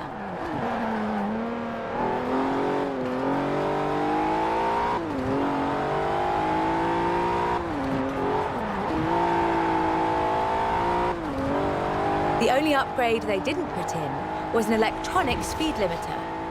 All of this resulted in the Lotus Carlton, designated Type 104 by Lotus. A 177 miles per hour supercar, masquerading as a four-door saloon. Only 950 of these custom gems were built, and they've become something of a modern classic. Now, do we do one more, or do we... The Lotus Carlton was an example of how to turn a saloon into a supercar. But that's not the only thing Lotus got up to. In 1979, Chrysler approached Lotus to create a strict rally version of their Sunbeam three-door hatchback. Lotus, as you might imagine, rather enjoyed the challenge. They took the rear-wheel drive hatchback and changed everything that matters. They stiffened the suspension, improved the anti-roll bars, and widened the transmission tunnel.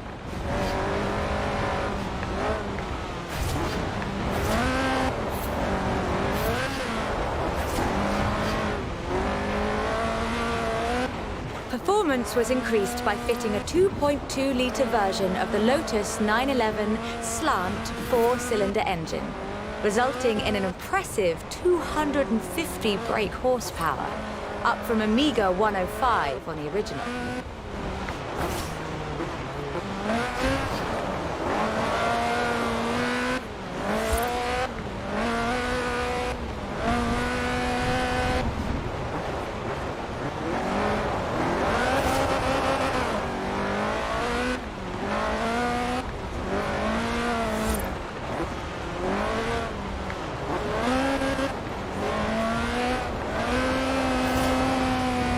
The Lotus Sunbeam was revealed to the public in 1979 in Geneva to widespread praise in the motoring media.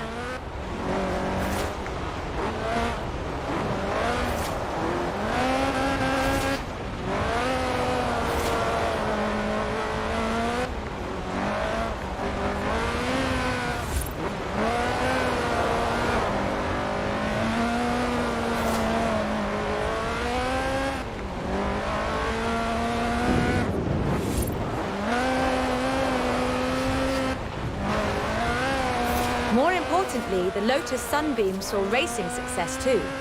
In 1980, Henri Toivonen won the 29th Lombard RAC Rally in his Sunbeam.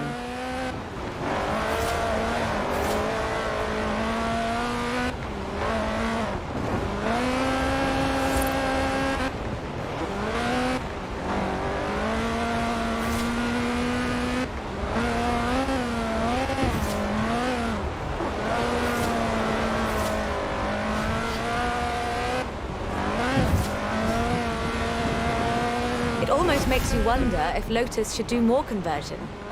It's a silly question, actually. Lotus should do more conversions. In fact, I'll call them right now.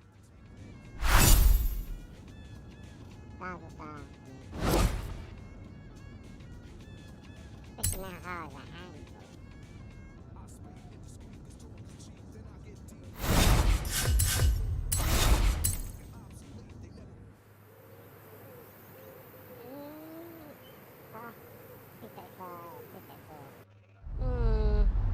Do we do one more?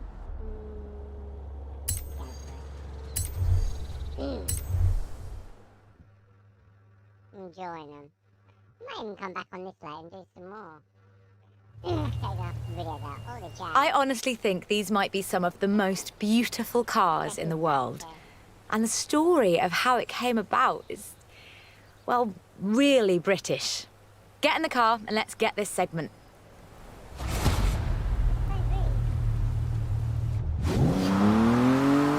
Jaguar is a bit of a favourite of mine. The company is almost 100 years old, and was originally founded to build sidecars for motorcycles. But this is the car that really set the bar, I think.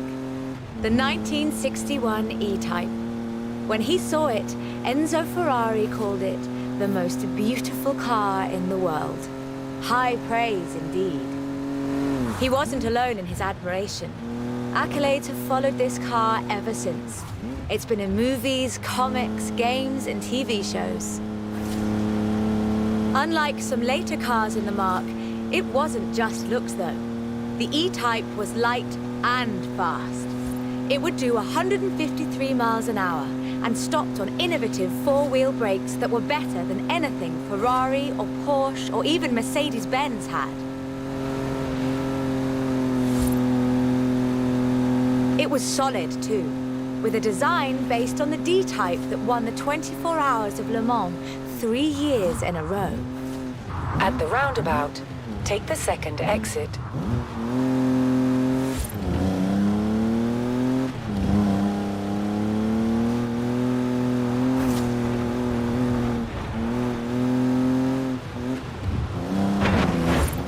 Anyone who owns an E-Type will tell you that the key to their reliability is to drive them regularly, as if you'd need the excuse.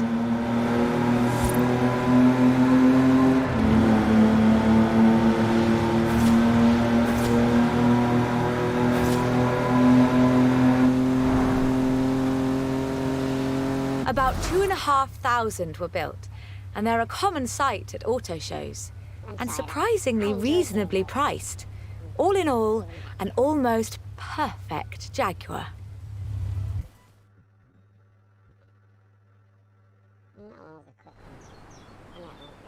The E-Type was the successor to the Le Mans winning D-Type. But what would that look like if Jaguar designed it today? In 2013, Jaguar answered that question with the F-Type Project 7, a spiritual successor to the E-Type, and designed from the ground up to be the purest, most enjoyable Jaguar yet. The car's heritage is proudly displayed in the gorgeous D-Type curves and the distinctive aero hunch behind the driving position. But like the E-Type, it's not just a pretty face.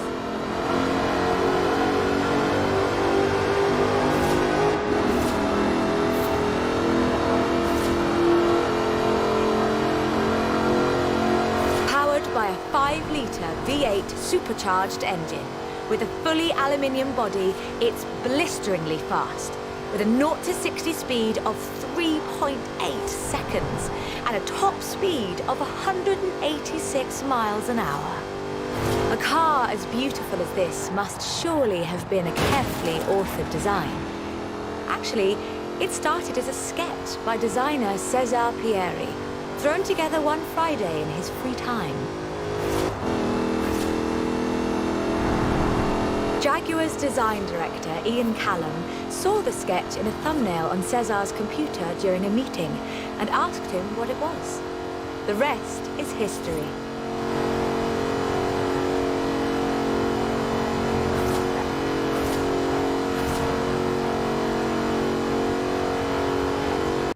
"250 Project 7s were built, as both a successor to the E-Type and as a celebration of Jaguar's victories at Le Mans.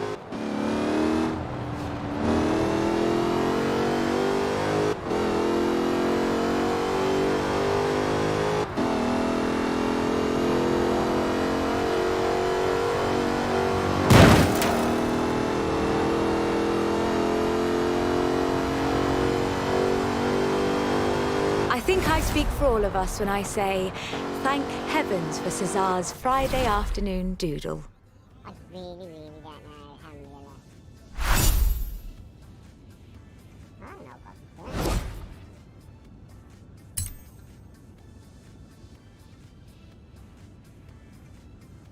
I've got to find a way to end it.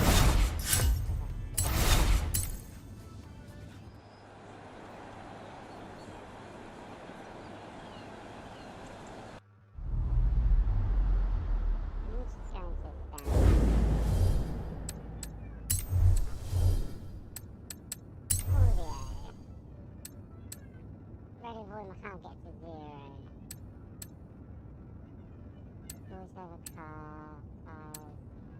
Because forza, vehicle digital. Streaming mode on. That might help.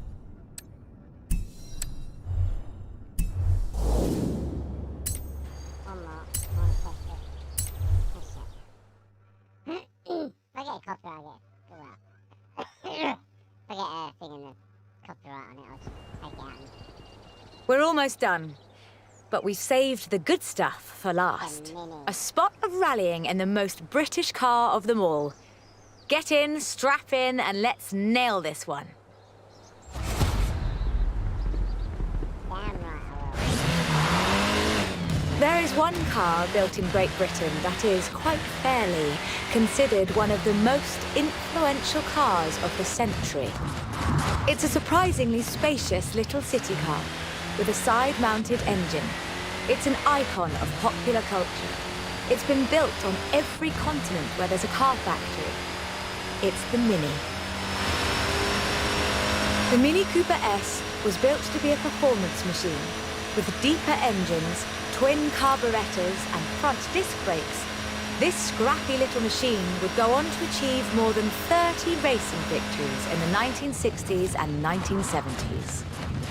A Mini Cooper S flying number 37 placed first at the 1964 Monte Carlo Rally. Driven by Paddy Hopkirk and Henry Liddon, this was the last time an all-British crew would win the event. But not the last time a Mini would. At Monte Carlo in 1966, Minis took the first, second and third positions. They were all disqualified because they had dimming headlamps. Not because they were winning everything in sight. In 1999, the Car of the Century Award was presented to the most influential car of the 20th century. The Mini came second. It was beaten by the Model T Ford. That's fair, I suppose. 5.3 million Minis would be sold, making it the most popular British car. Damn, that's a lot of cars for the Mini. I'd like to get a original Mini. Get one out here. I think that'd be nice just for the roads out here. Get 2 controls. And then in 2000, BMW resumed production of the Mini, breathing new life into the iconic mark. I don't like this. I like If the these Mini of the original 1960s had its sights set on the roads of Monte Carlo, the X-Rayed Countryman has its eyes on something a little tougher. The deserts and rough terrain of the Dakar, for starters. A wit once said that the only thing Mini in this monster was the pedal. That's rather missing the point, I think. The X-Rayed Countryman is much, much bigger than the Mini Cooper. It has to be. A stage of the Dakar demands literally tons of gear. You could call it a tank. It does rather sound like one.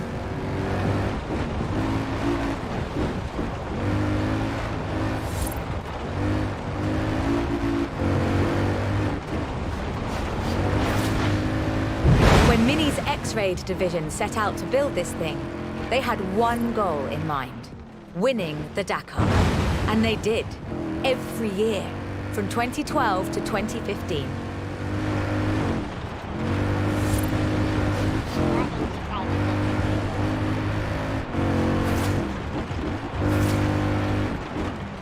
In 400 yards, turn right.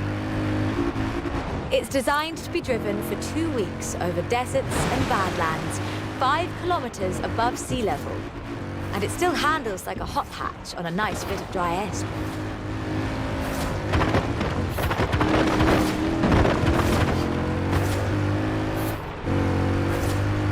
Owners come and go. The heritage of a car like the Mini is more than who owns the keys to the shop. I fully expect to see Mini's wings flying for another century.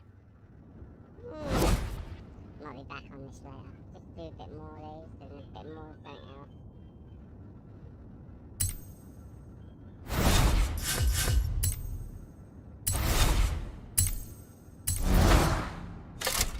Not a car, not a car, not.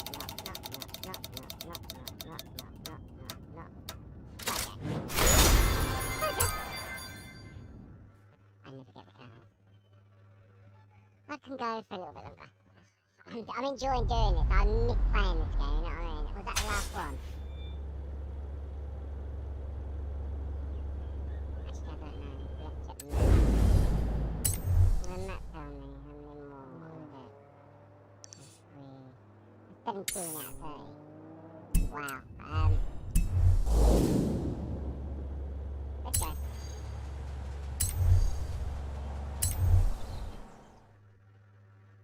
That is unbelievable. This is quite the story. Bentley at Le Mans in the 1930s. Gentleman racers, heroic driving, and a personal hero of mine. Don't like driving, Take no. good care of the cars, though. Both of them are mine. No, scratch it straight away. Straightforward. Bentley, a company founded in 1919 in Cricklewood, North London, and purchased by Rolls-Royce in the 30s. A company synonymous with both racing and luxury. Perhaps the best example I know of those two extremes of British engineering. For almost a century, every Bentley was hand-built to exacting standards. So at the beginning of the 21st century, when Bentley revealed their first mass-produced car, there were a great many questions. The car was the Continental GT, an elegant grand tourer that combined a racetrack pedigree with exquisite style and all the power you could need.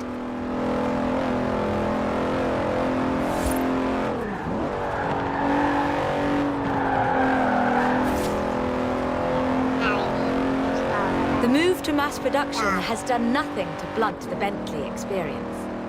The 2017 Continental Supersport is responsive, fast, and beautifully designed.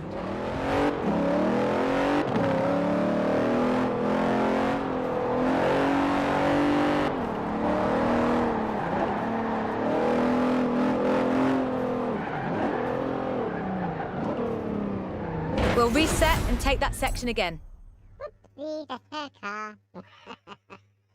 I have to. No one tells me. I didn't want Bentley, a company founded in 1919 in Cricklewood, North London, and purchased by Rolls-Royce in the 30s. A company synonymous with both racing and luxury. Perhaps the best example I know of those two extremes of British engineering. For almost a century, every Bentley was hand-built to exacting standards. So at the beginning of the 21st century, when Bentley revealed their first mass-produced car, there were a great many questions. The car was the Continental GT, an elegant grand tourer that combined a racetrack pedigree with exquisite style and all the power you could need.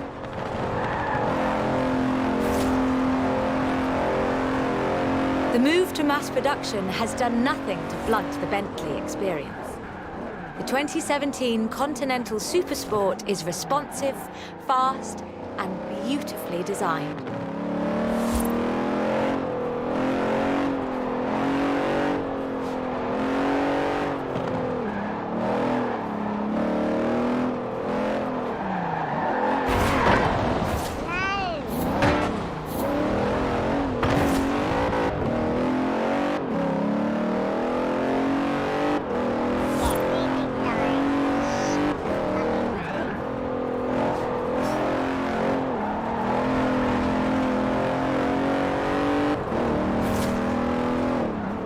Brings together all-wheel drive, carbon fiber bonnet sides and side skirts to create the most powerful performance-focused car the company has ever built.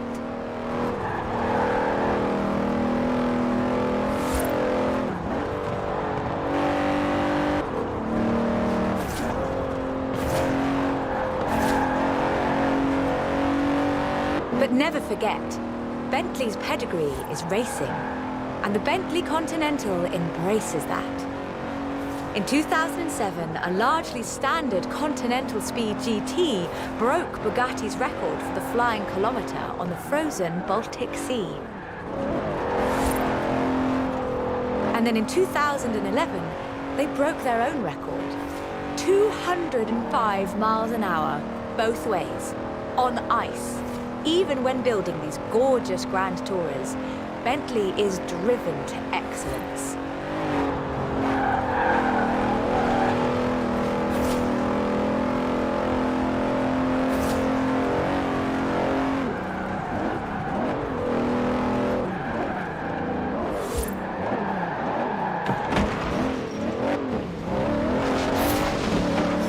Today, Bentley means modern, peerless luxury and elegance. But that's far from the full story. Is there another car, or is there? There's another one. A century ago, Bentley meant something else entirely. It meant Le Mans. In 1930, eccentric race team owner Dorothy Paget financed a rather special Bentley at the Le Mans. It was a 4.5-litre supercharged masterpiece, driven by Sir Henry Bentley Boy Birkin. It posted the fastest time on the day, but it failed to finish. But what a race it was. Sir Henry's courageous driving forced Rudolf Caracciolla's 7-litre Mercedes out of the race at the cost of his own victory. But in doing so, he handed the day to the Bentley Sixes, a gentleman racer indeed.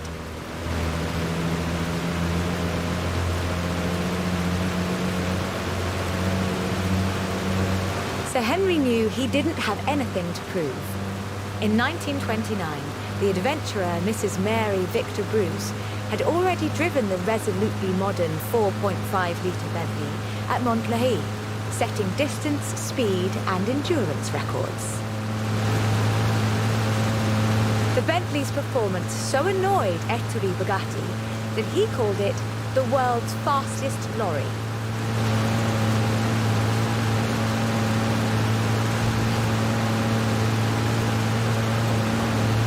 The blower had the last laugh, though. In 2012, it was sold at auction for over £4 million, which is more than enough to buy a Veyron and a racing truck, if you're keeping score.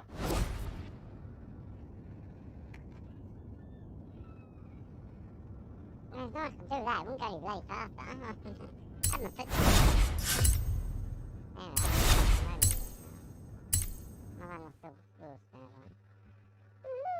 Right, how was that? It was 17, 18. I think this is 19, 19, 21 now. Like I told them, can't make a film about car culture around here without you in it, can they? I'll let you know if they need you back. Okay, I finished it then. Don't want to replay.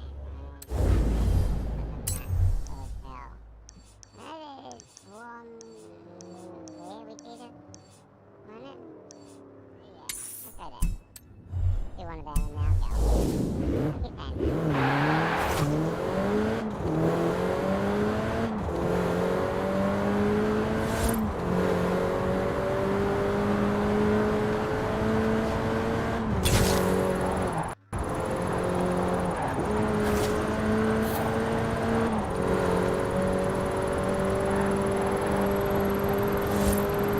You have arrived at your destination. In 400 yards, turn right. Turn right.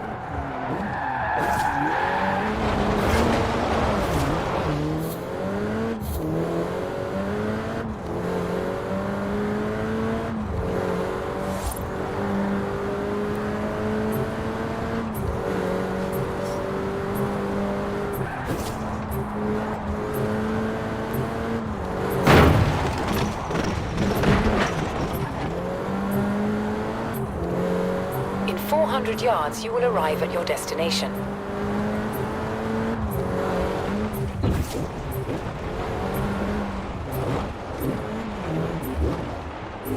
You have arrived at your destination.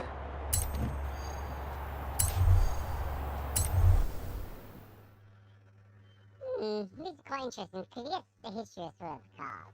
So I think you get history on all of them. Welcome back, everyone. We're counting down the 10 best car experiences in games. I'm at the Horizon Festival, and we just saw the Testarossa rerunning the sun. It's time for number 9. I've chosen Smuggler's Run and this gorgeous 2016 Aerial Nomad, and we are gonna make it fly. I've got the route in your sat nav. Go, go, go, go, go!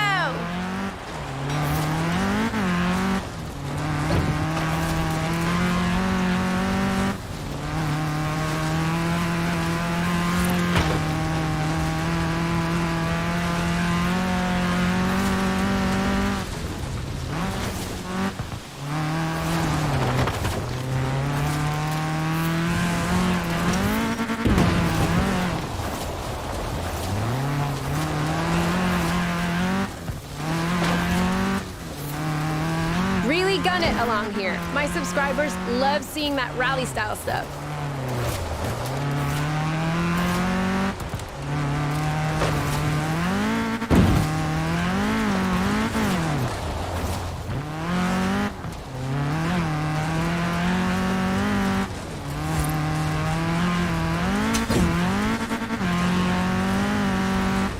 Joyriding in Smuggler's Run? Sure, you could use it to discover the map and learn the best routes, but it was for exploring and jumping off things.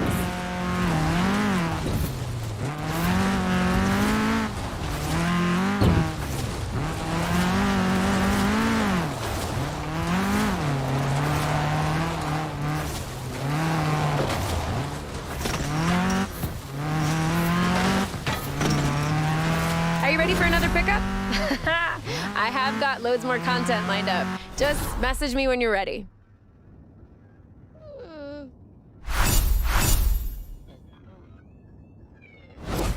At least you're getting past some of the cars as well, don't I?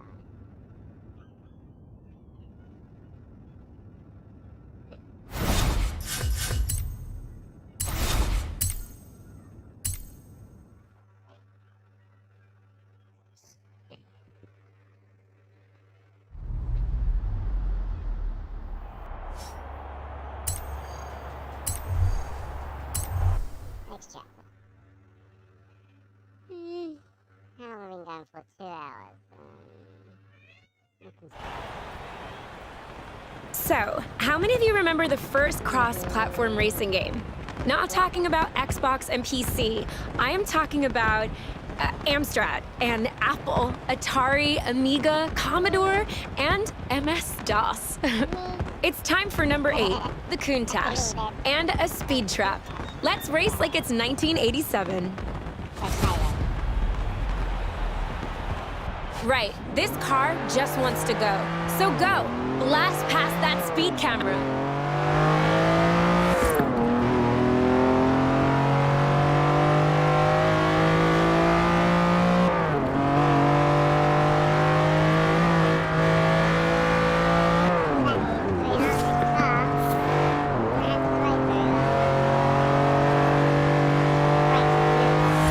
Choosing the car for this one was so hard, but I have to love the Countach. Those angles, that paint job.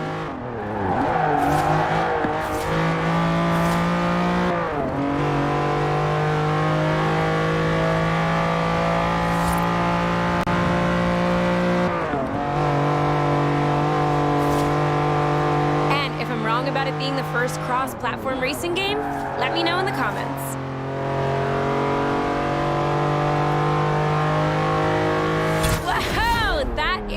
Beautiful. Bring it back. I want to go. I want to go. I don't. Right, they give you all these cars to try. Right, they want you to race these cars. One problem, you can race the cars.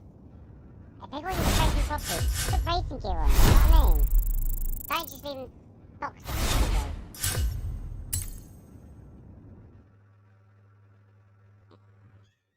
Do we go until we get the wheel spin? Because if we get the wheel spin, we just have to do a couple more wheel spins. But we'll see what happens. Oh, I'm a bug up here. I'm getting off. No, I'm not. So we're back with more fantastic games and fantastic cars. I'm LaRacer, and I thought, we're in England, and Edinburgh's just up the road. So at number 7, no big surprise, it's Project Gotham Racing and the Ferrari 355 Berlinetta. Right, first, drive this beauty over to Edinburgh.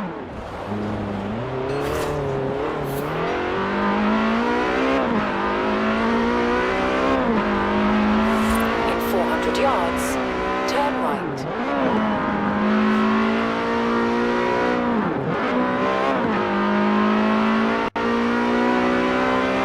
Turn right. In 400 yards, turn left.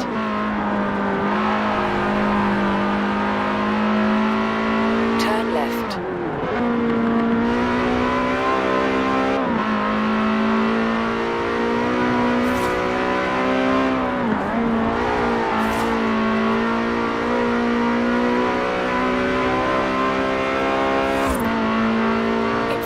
Yards, turn right.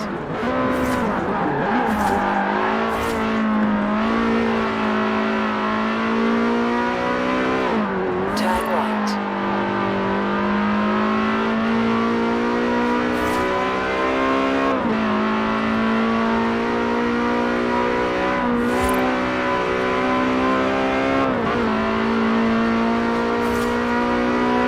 In 400 yards, turn right.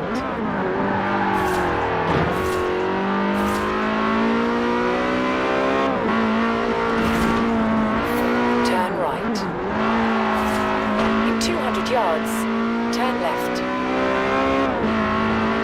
Turn left. In 200 yards, turn left. Turn left.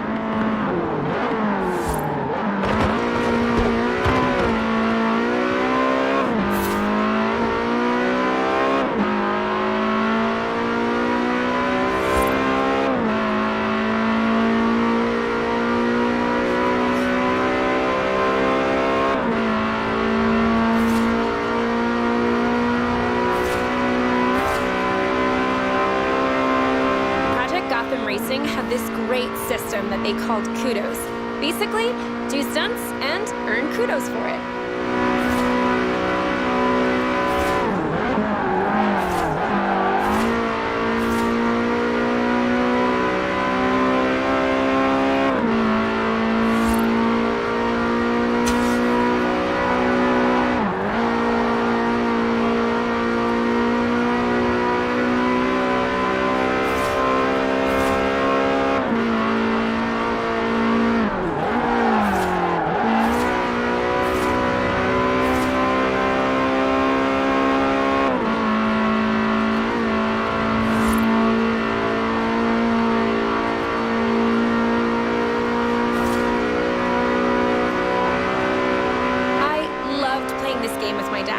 Even before I started streaming, I was commentating on what we were doing.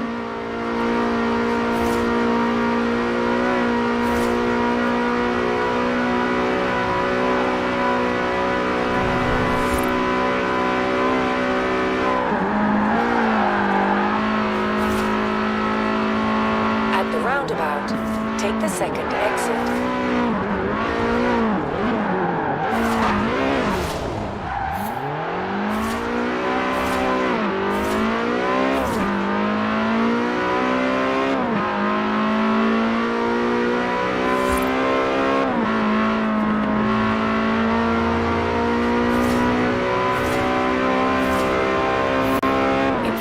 Yards, turn right.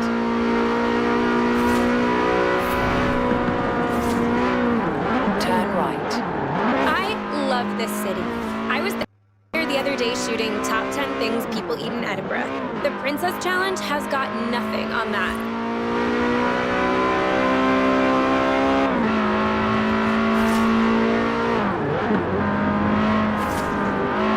In 400 yards, turn left.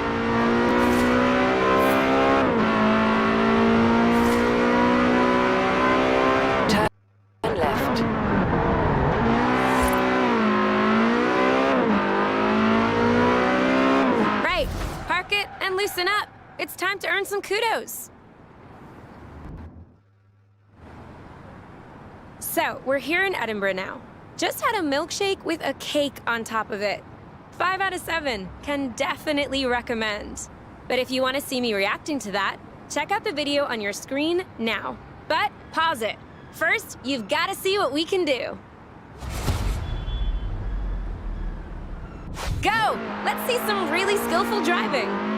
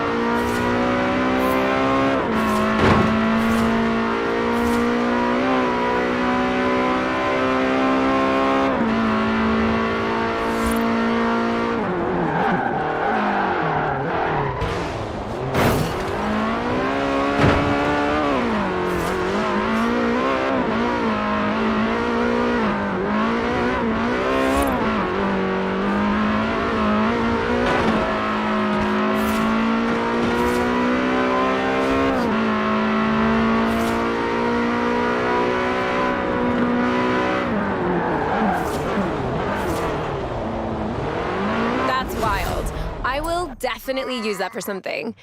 Let's do the drive again, though. We need to find traffic. Go! Let's see some really skillful driving.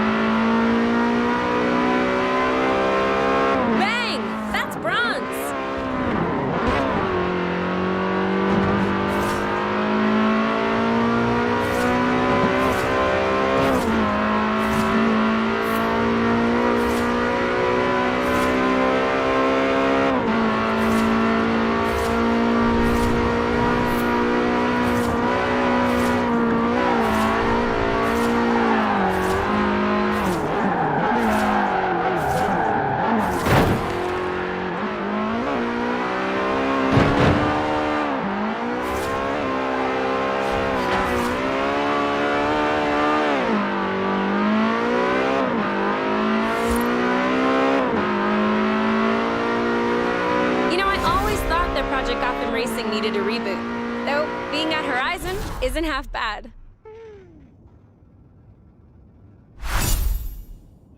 One.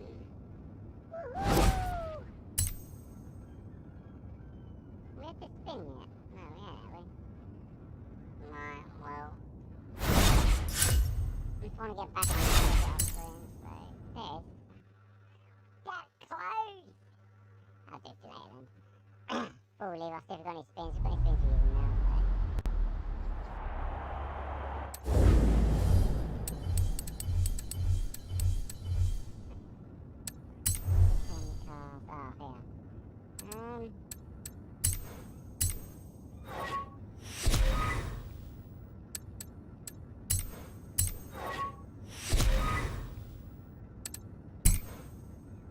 Don't have enough, thank you.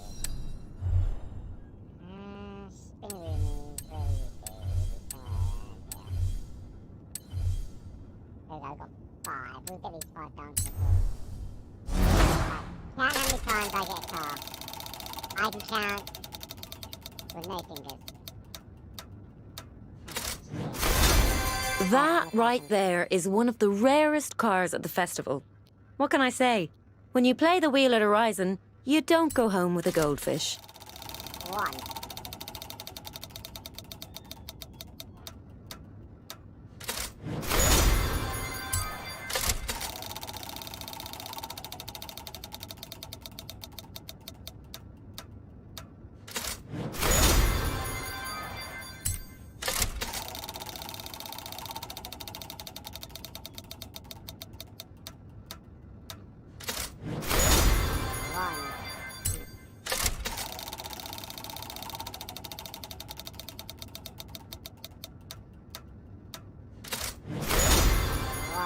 We won 1 car.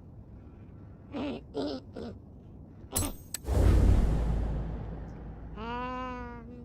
we do now? My car. I don't think I went and picked up the E-type yet, have I? From the car, from the garage. Let's do it in a new one. Not drove it yet, because it's new on it, we haven't drove it. It's got the Porsche, it's got the Mini. Oh, that's going on. Favourite car. But not that car, I like the new one. There's the new Porsche. Not drove that one or that one yet. Oh, that one. All of them? Jesus Christ, thanks for one of them. Right. Back page. Easy way going home. Can you fast travel home somewhere? I know I need to buy some stuff for this game. I haven't bought them yet, but I will do. Not yet. Find a team? No, good. No, there's a crazy challenge there. Probably that's crazy artwork. Could give that a go one day. Rivals, I don't think I've got any. Marketplace.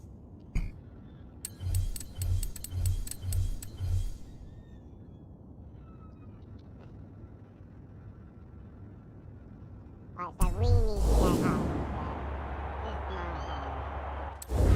Let's find my home in this map. If anybody knows where my home is, let's just go there, the purple one. Go there.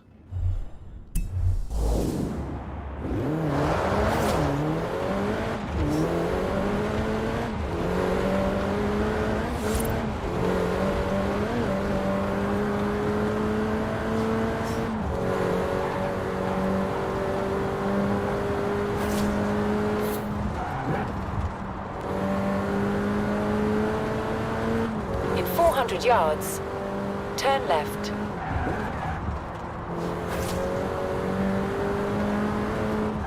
Turn left.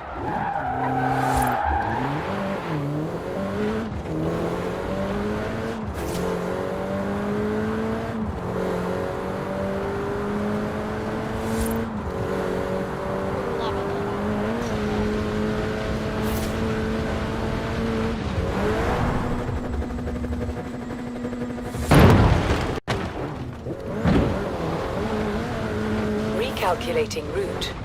In 100 yards, turn left.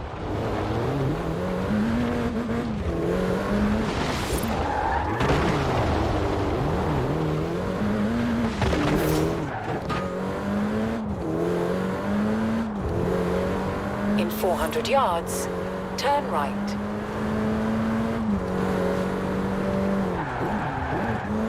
Turn right. Turn left.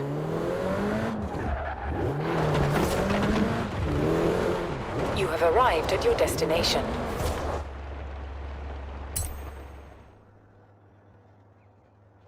Still own the same house I came in with. I don't know how much property cost of this. It cost tons of money. There we go. Garage. Got one farm fine.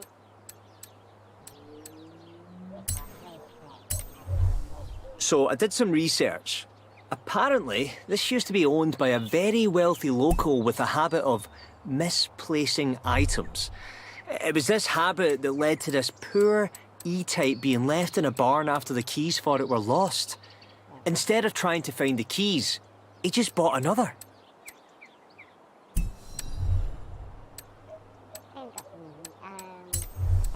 Tune up my car, didn't I?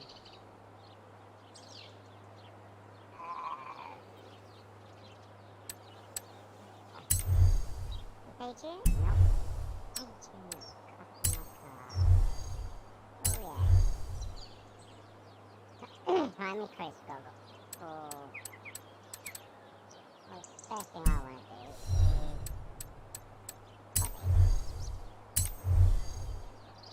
I've already got it on.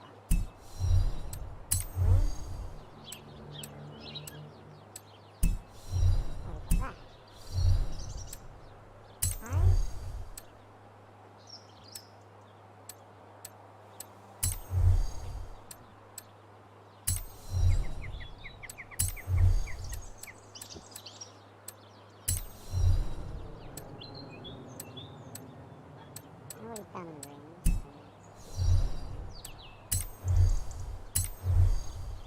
Stop for that. Stop for that. Stop for that. I think we've got all of them. Right here.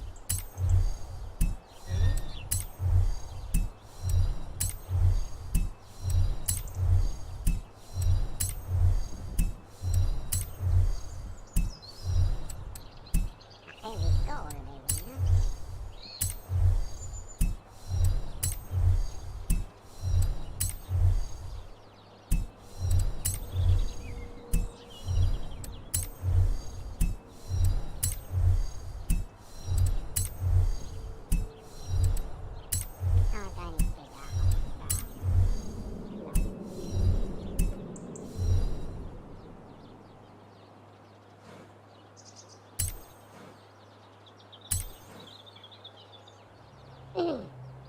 That should make it.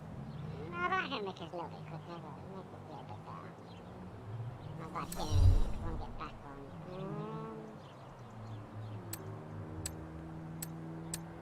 One body kit. Oh, yeah, we're getting by now. Like 36.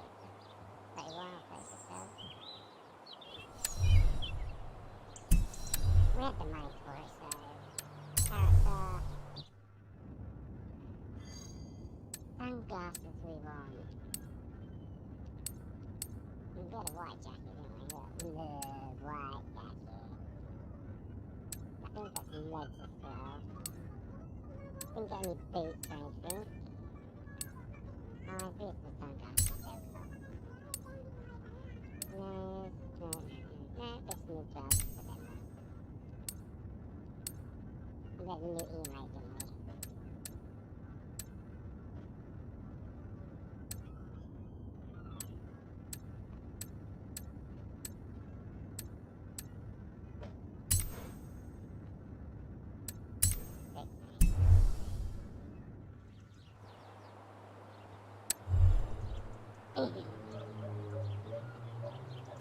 Right guys, we're going to be ending this one here. Have you enjoyed it? We'll be back on later. I'm going to be doing some more of this later. No one cares on. So, we're going to see what we can get, see what we can do. Have a bit of fun, you know, and maybe do some more of the hidden stuff and that. Yeah, Crazy Peach, how's it going, buddy? So guys, I'm gonna say peace out, bye. I hope you enjoyed it.